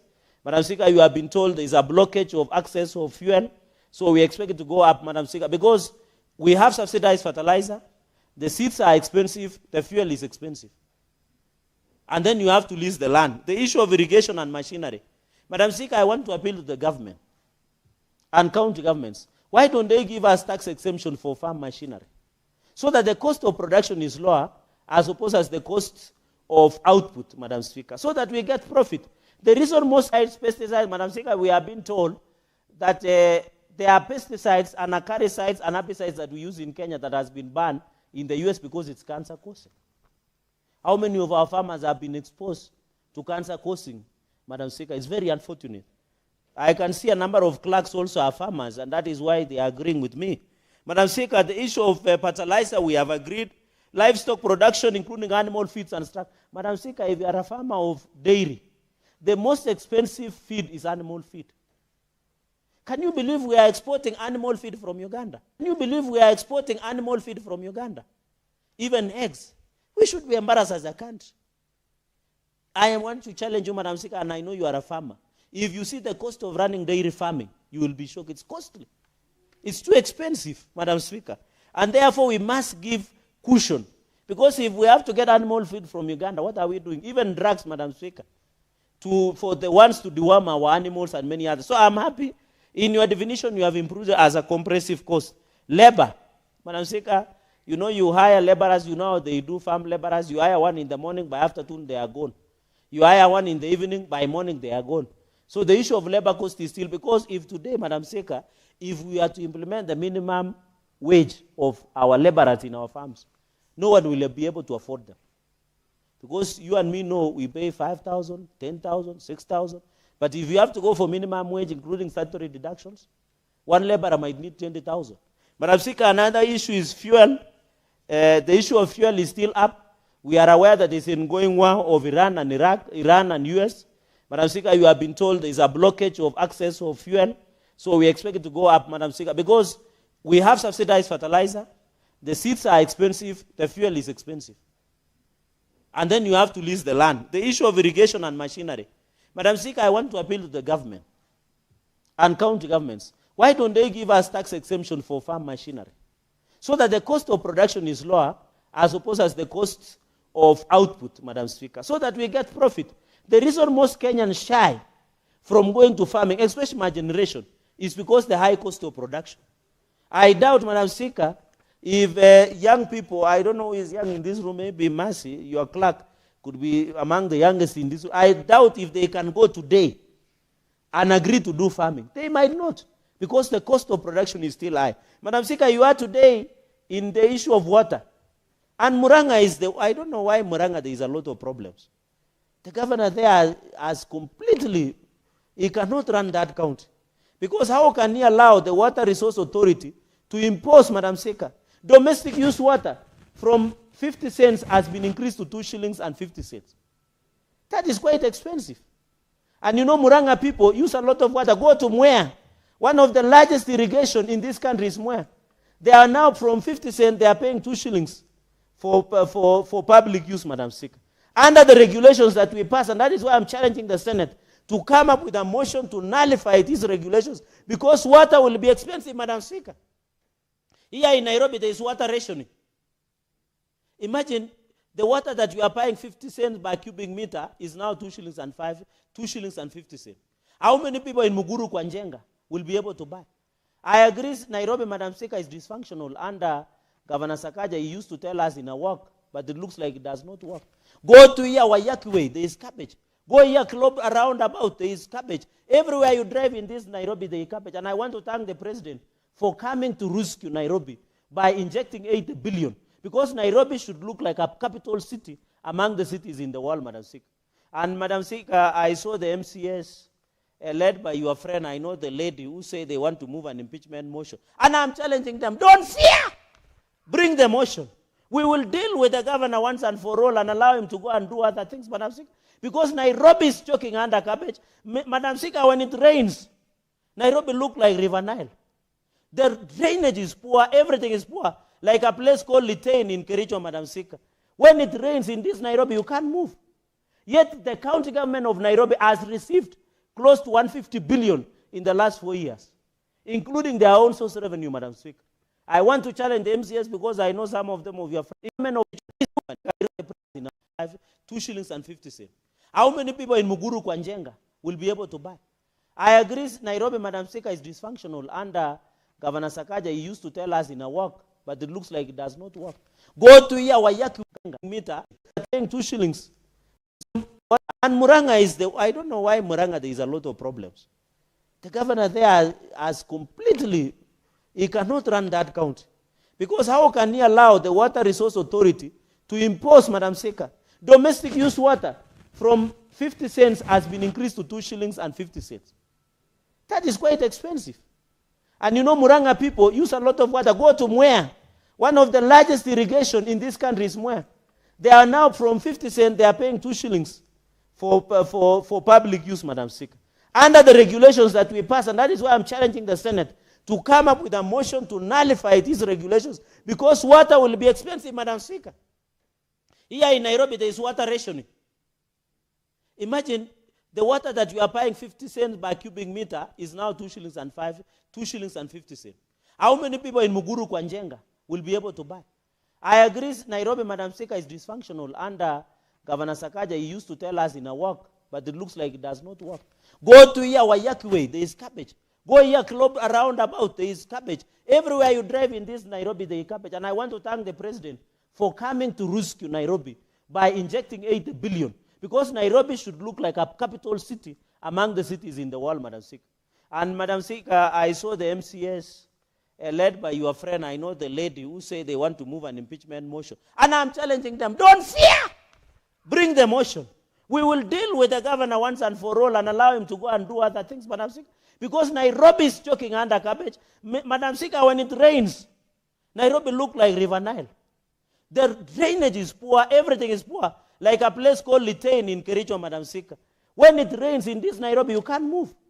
Yet the county government of Nairobi has received close to 150 billion in the last 4 years, including their own source revenue, Madam Speaker. I want to challenge the MCS because I know some of them of your friends. Let them bring the impeachment motion. We'll do the needful, Madam Speaker. Allow people who are incompetent to go home and allow Kenyans to do other things. Even farm rent, Madam Speaker, we rent expensively. Post-harvest handling cost, I agree with you, Madam Speaker. I want to add one word. You should have put livestock insurance as part of also guarantee minimum returns. And even post-harvest losses. Madam Speaker, it is not fair. Here in Nyandarua, we have so many potatoes, but Kenyans are dying 500 kilometers in Mandera, Marsabit, or Garissa, or Isiolo. It is very unfair. We have enough food in this country. Madam Speaker, I want to say this. A country that cannot feed its own population of 3.3 million Kenyans is not a good country, Madam Speaker. They say a nation is known by how they treat their vulnerable, Madam Speaker. Madam Speaker, role of county government, I think we have agreed with that. I can see my light is on, Madam Speaker. Let me give you the numbers, Madam Speaker, to enrich. I know we can still do this in the third reading. I can see coffee is now 81 shillings per kilo. Tea, Madam Speaker, which is still a problem. I know Mount Kenya, you are lucky. Under KTDA, us, we are not lucky. We are being given 23 shillings per kilo, which is still very bad, Madam Speaker. The issue of maize, we still want 5,000 per 90 kilos, but we want it to be reduced to 50 kilos by 3,500. Madam Speaker, stabilization fund of milk should be 50 shillings per liter, so that we inject at least 2 billion to the milk sector to stabilize what we call price stabilization, which is under guarantee minimum returns. On the issue of macadamia, I'm happy. It has grown from 25 shillings per kilo to 100 shillings per kilo for macadamia farmers, especially. Madam Speaker, for Senator Ogola, who comes, and Senator, the incoming president, maybe by 2050, he might be my running mate, Senator Okiwa Mutata, the sugarcane per tonnage, and I know Mount Kenya will support me overwhelmingly courtesy of you. Madam Speaker, it is now moved from 4,500 per ton to 5,300 per ton. We need stabilization of prices so that our farmers, when they go to farm, under guarantee minimum returns, Madam Speaker, they can be able to be sure, and going into the future, Madam Speaker, the farmers will be able to reap. And I can assure you, Madam Speaker, if we pass this bill, these are some of the bills that will make you be elected. And I have encouraged you, don't go for women rep. Those are women who have never had opportunity. Leave them to the first timers to run for women rep. Don't run for Senate. Can you go for the governor? So that you can implement your bill. And you know, House of Mumbi, they are proud of your women leaders. I know there are communities, but I think the Luo community has broken the fast because they have now a woman governor. Even Kalenjin, may her soul rest. I know you are friend Dr. Joyce Labos. So why don't you go for governor? Usitishwe. Just go for governor, Madam Speaker, so that you can be given opportunity to implement this bill. We want to see, I'm told when women are in leadership, there is normally less corruption and less violence. Because women are very careful in what they do, and they don't bring goons in their meetings. Unlike some of us, I'm not saying I have goons, but I'm saying unlike some of my male species, not the female species, Madam Speaker. So this guarantee minimum returns bill, Madam Speaker, is a game changer. And I hope when the leadership of the House, both in the national, and I want to appeal to the National Assembly. We are tired of them declaring our bills money bill as per Article 103. Is it 110.3? I think it's 110.3, Article 110. Madam Speaker, the National Assembly will just run and say, this bill is money bill. They did with my livestock produce bill. They declared money bill. But National Assembly are apologizing our issue. Madam Speaker, they declare money bill. After 1 week, they are republishing your bill in another name. Madam Speaker, we must, and I think as a House, if a bill like this for farmers, for heaven's sake, there is no farmer for Senate, there is no farmer for county, there is no farmer for national government, there is no farmer for National Assembly. Why would they should be saying, yes, it is a money bill, but because it is in the interest of the common good of the country, let us pass this bill. Madam Speaker. And that is why I'm appealing to colleague senators, let us pass this bill. Let us support this bill for the benefit of our farmers. I know my farmers in Nandi will be proud when they have stabilization in the prices, Madam Speaker. Just add me 30 seconds, Madam Speaker. 30 seconds? 30 seconds. Thank you, Madam Speaker. That's why I'm saying my farmers in Nandi will be proud. Madam Speaker, and I want to appeal to our colleague senators. Whenever you are Senator Ojenda, Senator Metu Anonyonga, don't go and disparage Senate. You don't go and tell the people your house is leaking the roof, Madam Speaker. You defend your house because the Senate is there. And I want to appeal the way Senator Speaker Waitangula did at the National Assembly. You should do it by calling out colleagues who go and disparage the Senate in the media. Madam Speaker, with those many remarks, I wish you well with this bill. May the Lord guide you. May the Lord protect you. May they prevent evils who want to declare it a money bill. In the name of Jesus Christ, I yield back, Madam Speaker. Thank you, Senator Cheradigei, for those very heartful remarks. Thank you. Senator Ogola Beatrice Akinyi. Madam Speaker, I rise to support this bill and particularly also congratulate you for your vision. And Madam Speaker, because agriculture particularly is about food security. Madam Speaker, food is a basic need. And Madam Speaker, when you go to our constitution, every Kenyan deserves to have some food. And this can only be attained by the enhancement of agriculture, Madam Speaker. Madam Speaker, allow me to mention something from what Senator Cheradigei talked about water and about Nairobi County, Madam Speaker. Madam Speaker, I want to go on record in supporting the collaboration in the approach of the implementation of urban services in Nairobi County. Madam Speaker, Nairobi County is about every Kenyan. Now rains are beginning, and Madam Speaker, you'll see most of the roads blocked. Madam Speaker, the Constitution talks about 47 counties and 1 national government. There is nowhere the national government would work if it is not in a county. And so, Madam Speaker, all the resources, the 8 billion that is going to be sunk in approving the urban services in Nairobi County are public funds. And so, to me, there is nothing wrong in Governor Sakaja as the governor of Nairobi and the president of this country, Dr. William Samoei Ruto, coming together to address the challenges of the urban issues in this city, because we all benefit from it. Madam Speaker, we want to see better parking services in this city. Madam Speaker, we want to see environmental measures put in place in this city. Madam Speaker, you know the UN, and we have been proudly saying that UN headquarters, a number of the bodies are moving to Nairobi. How would this city look like if those services are not improved? Madam Speaker, the services, the urban services, like stormwater drainage that we have in Nairobi, was done for the populations that were there then.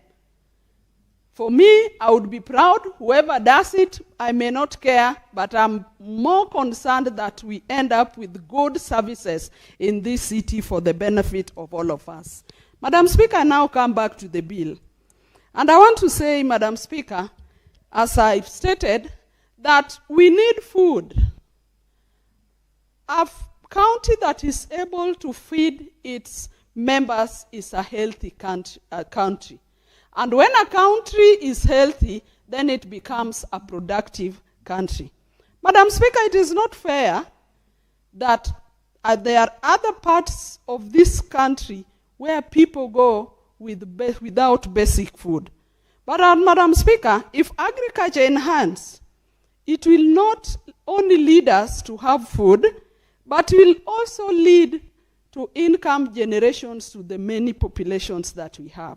Madam Speaker, even the issue of unemployment will be addressed. Madam Speaker, some of the challenges we have in agriculture is the aging farming population. Madam Speaker, and yet a number of our youths don't have jobs. And Madam Speaker, I've often had conversation with younger people back at home in my community, and you see a number of them that want to venture into farming, Madam Speaker. But because of the lack of support of advisory services to our people, the lack of extension officers, Madam Speaker, at the county levels, then these young people do not know in which way they can get into agriculture in a more profitable way. Because then they only go back to their traditional farming methods, which are not beneficial, and soon then they run into lack of interest. Madam Speaker, in the communities back in our counties, farmers are on their own. Madam Speaker, when we were growing up, there were extension officers that were moving in motorcycles. They knew when to visit farmers. They knew when to advise farmers. Farmers were educated on when the rains are coming. Madam Speaker, like now, there have been unprecedented heavy rains in some of our regions, and farmers are in a mess. They don't know what to do and when to do it. And this is the work of extension officers. Madam Speaker, you wonder, Kenyans made it very clear that the functions were devolved as per the interests of Kenyans. Key among them was agriculture, because they knew they wanted the operations of agriculture closer to the people. And that's why this function was devolved. Just as health was devolved, water was devolved, and a number of them, because Kenyans knew they wanted somebody that was managing these services closer to them, that would know their needs in real time and support them to better these services. Madam Speaker, as we talk about this bill, we also must talk about modernization that would help the farmers get better skills, get information, real-time information out of research. We must invest in research to get the modern ways of farming. We must also look at the market. When finally farmers get their produce, where do they take this produce? They must take care of the incentives. Madam Speaker, why food security is also very critical to me is because you run around and you see the urban poor. Madam Speaker, the urban poor are a critical, important group that must be looked into in this country.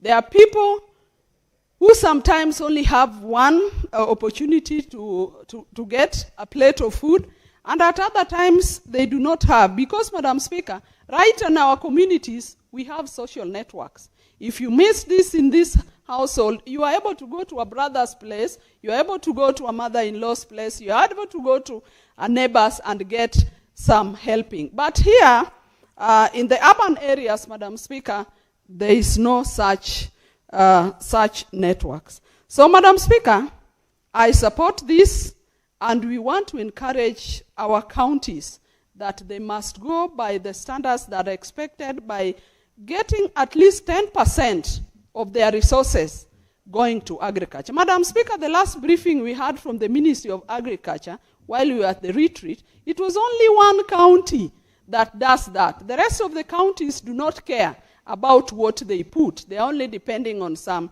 donor funding or donor activities. Madam Speaker, there is no shortcut to enhancing agriculture. Our governors, our counties must go full throttle in investing in agriculture to boost food security and to ensure that agricultural practices are consistent with the times that we are. Madam Speaker, I look at the time and I want to stop there as I support it and to enrich this bill and to give opportunity to a number of my colleagues that are waiting. Madam Speaker, I support. Thank you, Senator Beatrice, for those contributions and consideration of your colleagues in the Senate. Senator Okia Omutata.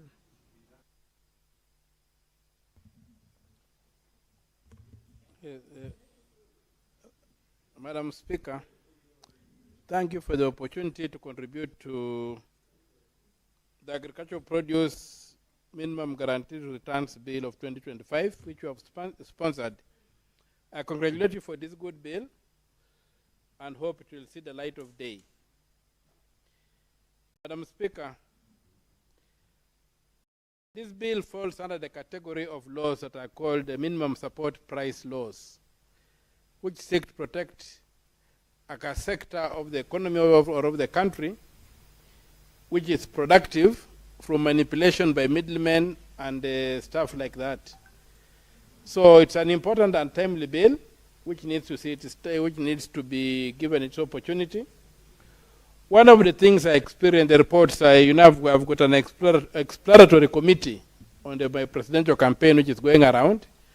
And one of the things that has come out from the preliminary report was that many farmers, especially in the coffee and the tea sectors, were asking for this kind of law, are asking for when will it be possible for the government to guarantee them a price or even to buy this produce in bulk and ensure that even during gluts, when there's too much produce, they are not at the mercy of the middlemen and maybe the mercy of the market forces. So ultimately, this law goes back on the capacity of the government to, first of all, identify, like India has done, which are these strategic crops that require support from the state, and what minimum prices are set and how they are computed, and the capacity of government itself to buy. Because it may not be viable to demand that you must buy a kilogram of maize at 100 shillings, and there's a glut of maize on the market, but the government itself is not buying at 100 shillings, and there's a middleman who comes in and says, I'll buy you a maize at 50 bob instead of it going to rot. So the government must really invest in these products, in this law, and I think we should reinforce the provision for strategic reserves. Maybe a strategic reserve, or like some have done with, especially the buyers in the West have done with cocoa. They have bought so much cocoa that whatever happens in the cocoa market, it may not be able to influence or to affect immediately the global market. So maybe we need the government to come up with a structure of how it can buy some of this produce and keep it and be able to distribute it in a way that the farmer who is providing who is producing the crop is not disadvantaged. But another way would also be to intervene in the market of inputs. We should not leave it to the market forces to influence inputs. There should be deliberate government intervention to secure quality inputs. And I can remember the days of the Kenya Farmers Association when they were able to control inputs in agriculture, that the fertilizer was certified, the seed was certified, and it was very difficult for players outside the network to introduce whatever they wanted. So these minimum bills provide income security and stability for farmers, which is very important, and that way you are assured of production. Honorable Senators, I want to use the discretion in Standing Order 34A to add an additional 10 minutes. 34-2A to add an additional 10 minutes. We can proceed, Senator. Thank you, Madam Speaker. The other thing that the bill will do is, apart from income security and stability, once you have income security and stability, then you are encouraging production and food security. People will be able to produce, sure that they will be able to sell and make returns, make some benefits. So it also protects the farmer from exploitation. One thing you'll see, Madam Speaker, like where I come from in Busia, it may be in the not in the farming, but in the fish industry, you'll find there's a game that's sometimes played whereby middlemen come and they don't buy the fish as they land. They wait until late in the evening when the fishermen have no option because there's no cold storage. Then the fishermen are forced to sell their fish at a throwaway price or risk the fish going bad because, as you know, the shelf life of fresh fish is very, very short. They rot very fast. So to avoid those kind of situations is that if you have got a proper law like this one, protecting farmers from exploitation, it will go a long way. It also has got broader economic and social impacts.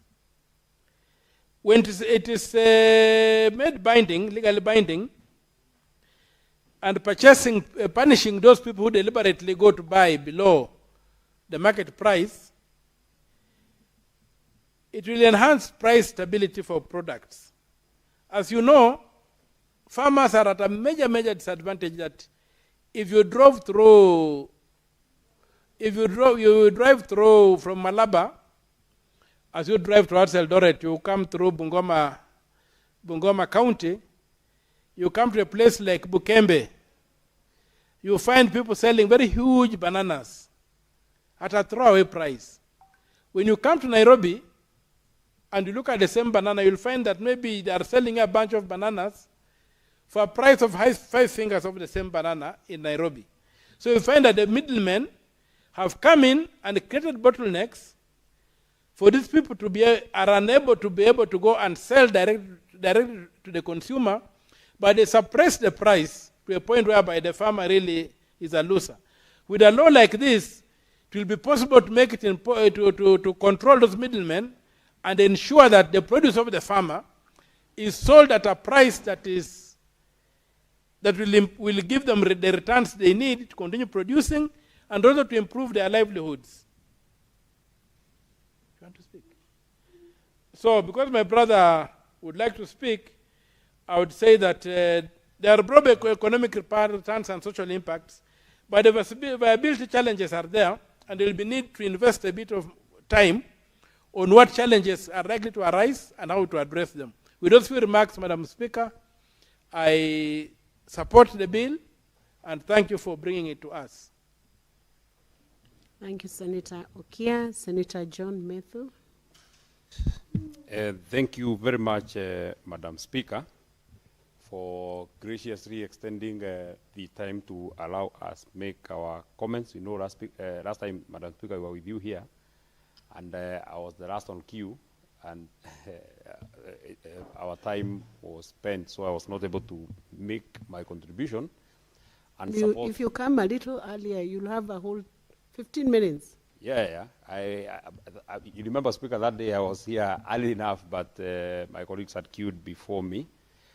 Madam Speaker, I've just been sadly informed that one of our colleagues, Senator for Kiambu, Karongo Dhango, has just lost his mother, Mama Rusia. So, sorry, our deepest condolences to Senator Karungo and his family. Yes. And that's just what I've been informed just now. Now, Madam Speaker, I rise to support this piece of legislation,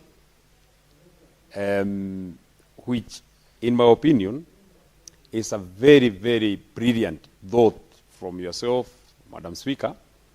On my way here, I listened to one of the senators who spoke of the work that you did when you were serving as the Secretary General of the party that I have been elected on. I'm very careful on the choice of words.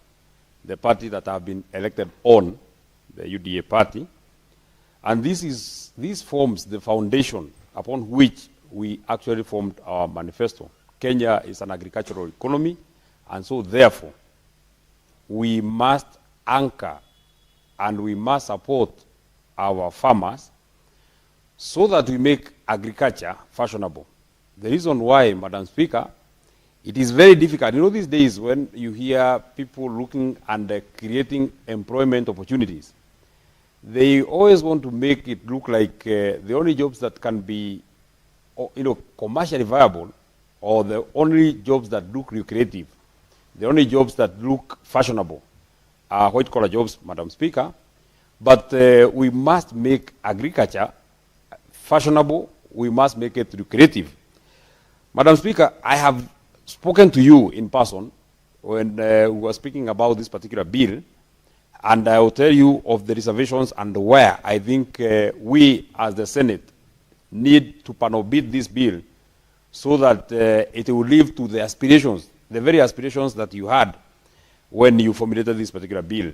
I know we or you, as the mover of this bill or the owner of this particular bill, you are working on a very tight edge so that our colleagues do not hang on the Article 114 of the Constitution and call this one a money bill. But, Madam Speaker, before then, let me just make one quick observation on the establishment of a county minimum guarantee committee. First, I agree that we must get a county minimum guarantee committee so that first it can agree on the crops that are for that particular county and the ones that qualify. And Madam Speaker, this is such a critical thing that must be done, because if you look at a county like our county, Nyandarua is an agricultural county first, but most of our agriculture is horticulture. It is highly perishable. And one of the things that we must address, Madam Speaker, I wonder whether many people who actually eat potatoes in Nairobi appreciate that potatoes go bad in less than 5 days. If you harvest your potatoes and you're not able to sell them in 7 days, they all have gone bad. Unfortunately, this is the tragedy of the people of Nyandarua, because all the produce that we grow, potatoes, cabbages, carrots, I don't know how to say minji in English. Yeah, peas. I don't know whether they're cowpeas or they're just peas. No, they are French beans, if I'm not wrong. I think they are French beans. Or French beans is mishiri. They are not French beans, they are green peas. Okay, they are green peas. And then even that French bean is grown in Nyandarua, that mishiri. All these produce is highly perishable. And what the kind of suffering that is faced by the people of Nyandarua, the county that I represent, for example, is so dire such that, Madam Speaker, we have to sell our produce at throwaway price because we can't retain that particular produce. Once it's ready, we have to harvest. Once we have harvested, it has to go to the market at the earliest opportunity. Now, for example, Madam Speaker, a 50 kg potato sack in Nyandarua today is retailing at 1,200. You can imagine such a painful thing. But on this establishment of the county minimum guarantee committee, I've seen the number of chief officers who have been proposed to be in that particular committee. I think I would want to add quickly that in the event there is a chief officer for agriculture and a different chief officer for livestock, then both should be able to, we should be able to do an amendment so that we can include one or both, so that we can include both. Now, my reservation on this bill, Madam Speaker, agriculture, according to the 4th schedule of the Constitution of Kenya, is a devolved function.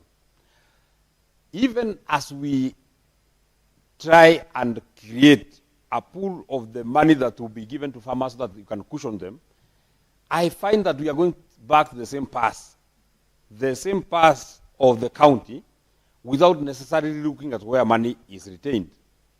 Agriculture being a devolved function, Madam Speaker, it does not make sense to me as to why Now, I've seen that the budget policy statement for 2026-2027, the Cabinet Secretary for Agriculture is requesting that his ministry is given 75.5 billion.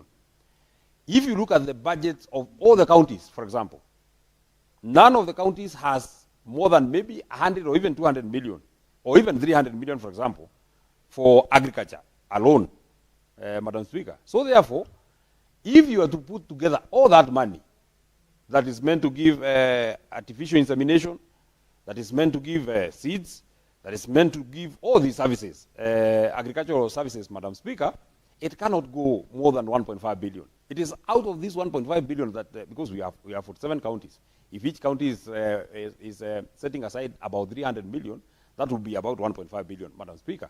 We must go back to this national pass. There must be some money that is coming from out of this 75.5 billion, Madam Speaker. We must get some money. And, you know, Madam Speaker, it will be very easy because this is money that can be ring-fenced. And if we are to live to the manifesto of the UDA government, the party that have been elected on, we had not promised the people of Kenya that this minimum guaranteed return will be a preserve of the county governments alone, Madam Speaker. There must be some money that will be ring-fenced from the national coffers, Madam Speaker, and this money will be, you know, right now, we have money that we give as conditional grant for FROCA. There are specific functions that are supposed to be catered for by that particular fund, Madam Speaker. So therefore, there must be some money. We must see it in the budget of the national government that this is the money that we have set aside so that we can cushion our farmers, so that our farmers can be able to know that when we grow this, or rather, when we engage ourselves in this particular endeavor, this is the minimum that we shall get when we engage ourselves in this endeavor. Madam Speaker, if we leave it to the county governments, it will be a question of +1 - -1, which is just 0. Because the budgets they have are quite squeezed. And you don't expect, Madam Speaker, that they will appropriate especially money that they use for recurrent, and we imagine that this money they will appropriate it to, I'm winding up, Madam Speaker, they will appropriate it to be in the budget for the minimum guaranteed returns, Madam Speaker. We must introduce an amendment to this bill, and I want to persuade you, Madam Speaker, we must introduce an amendment to this bill, Madam Speaker, so that we can have some money that will be set aside by the Ministry of Agriculture, and then this money will be saved and will be for ensuring that we cushion our farmers. I know our time is gone, Madam Speaker, and since I had also already persuaded you personally, I think I would want to persuade you that we move that amendment so that this bill will actually be a bill that can be implemented. Asante sana.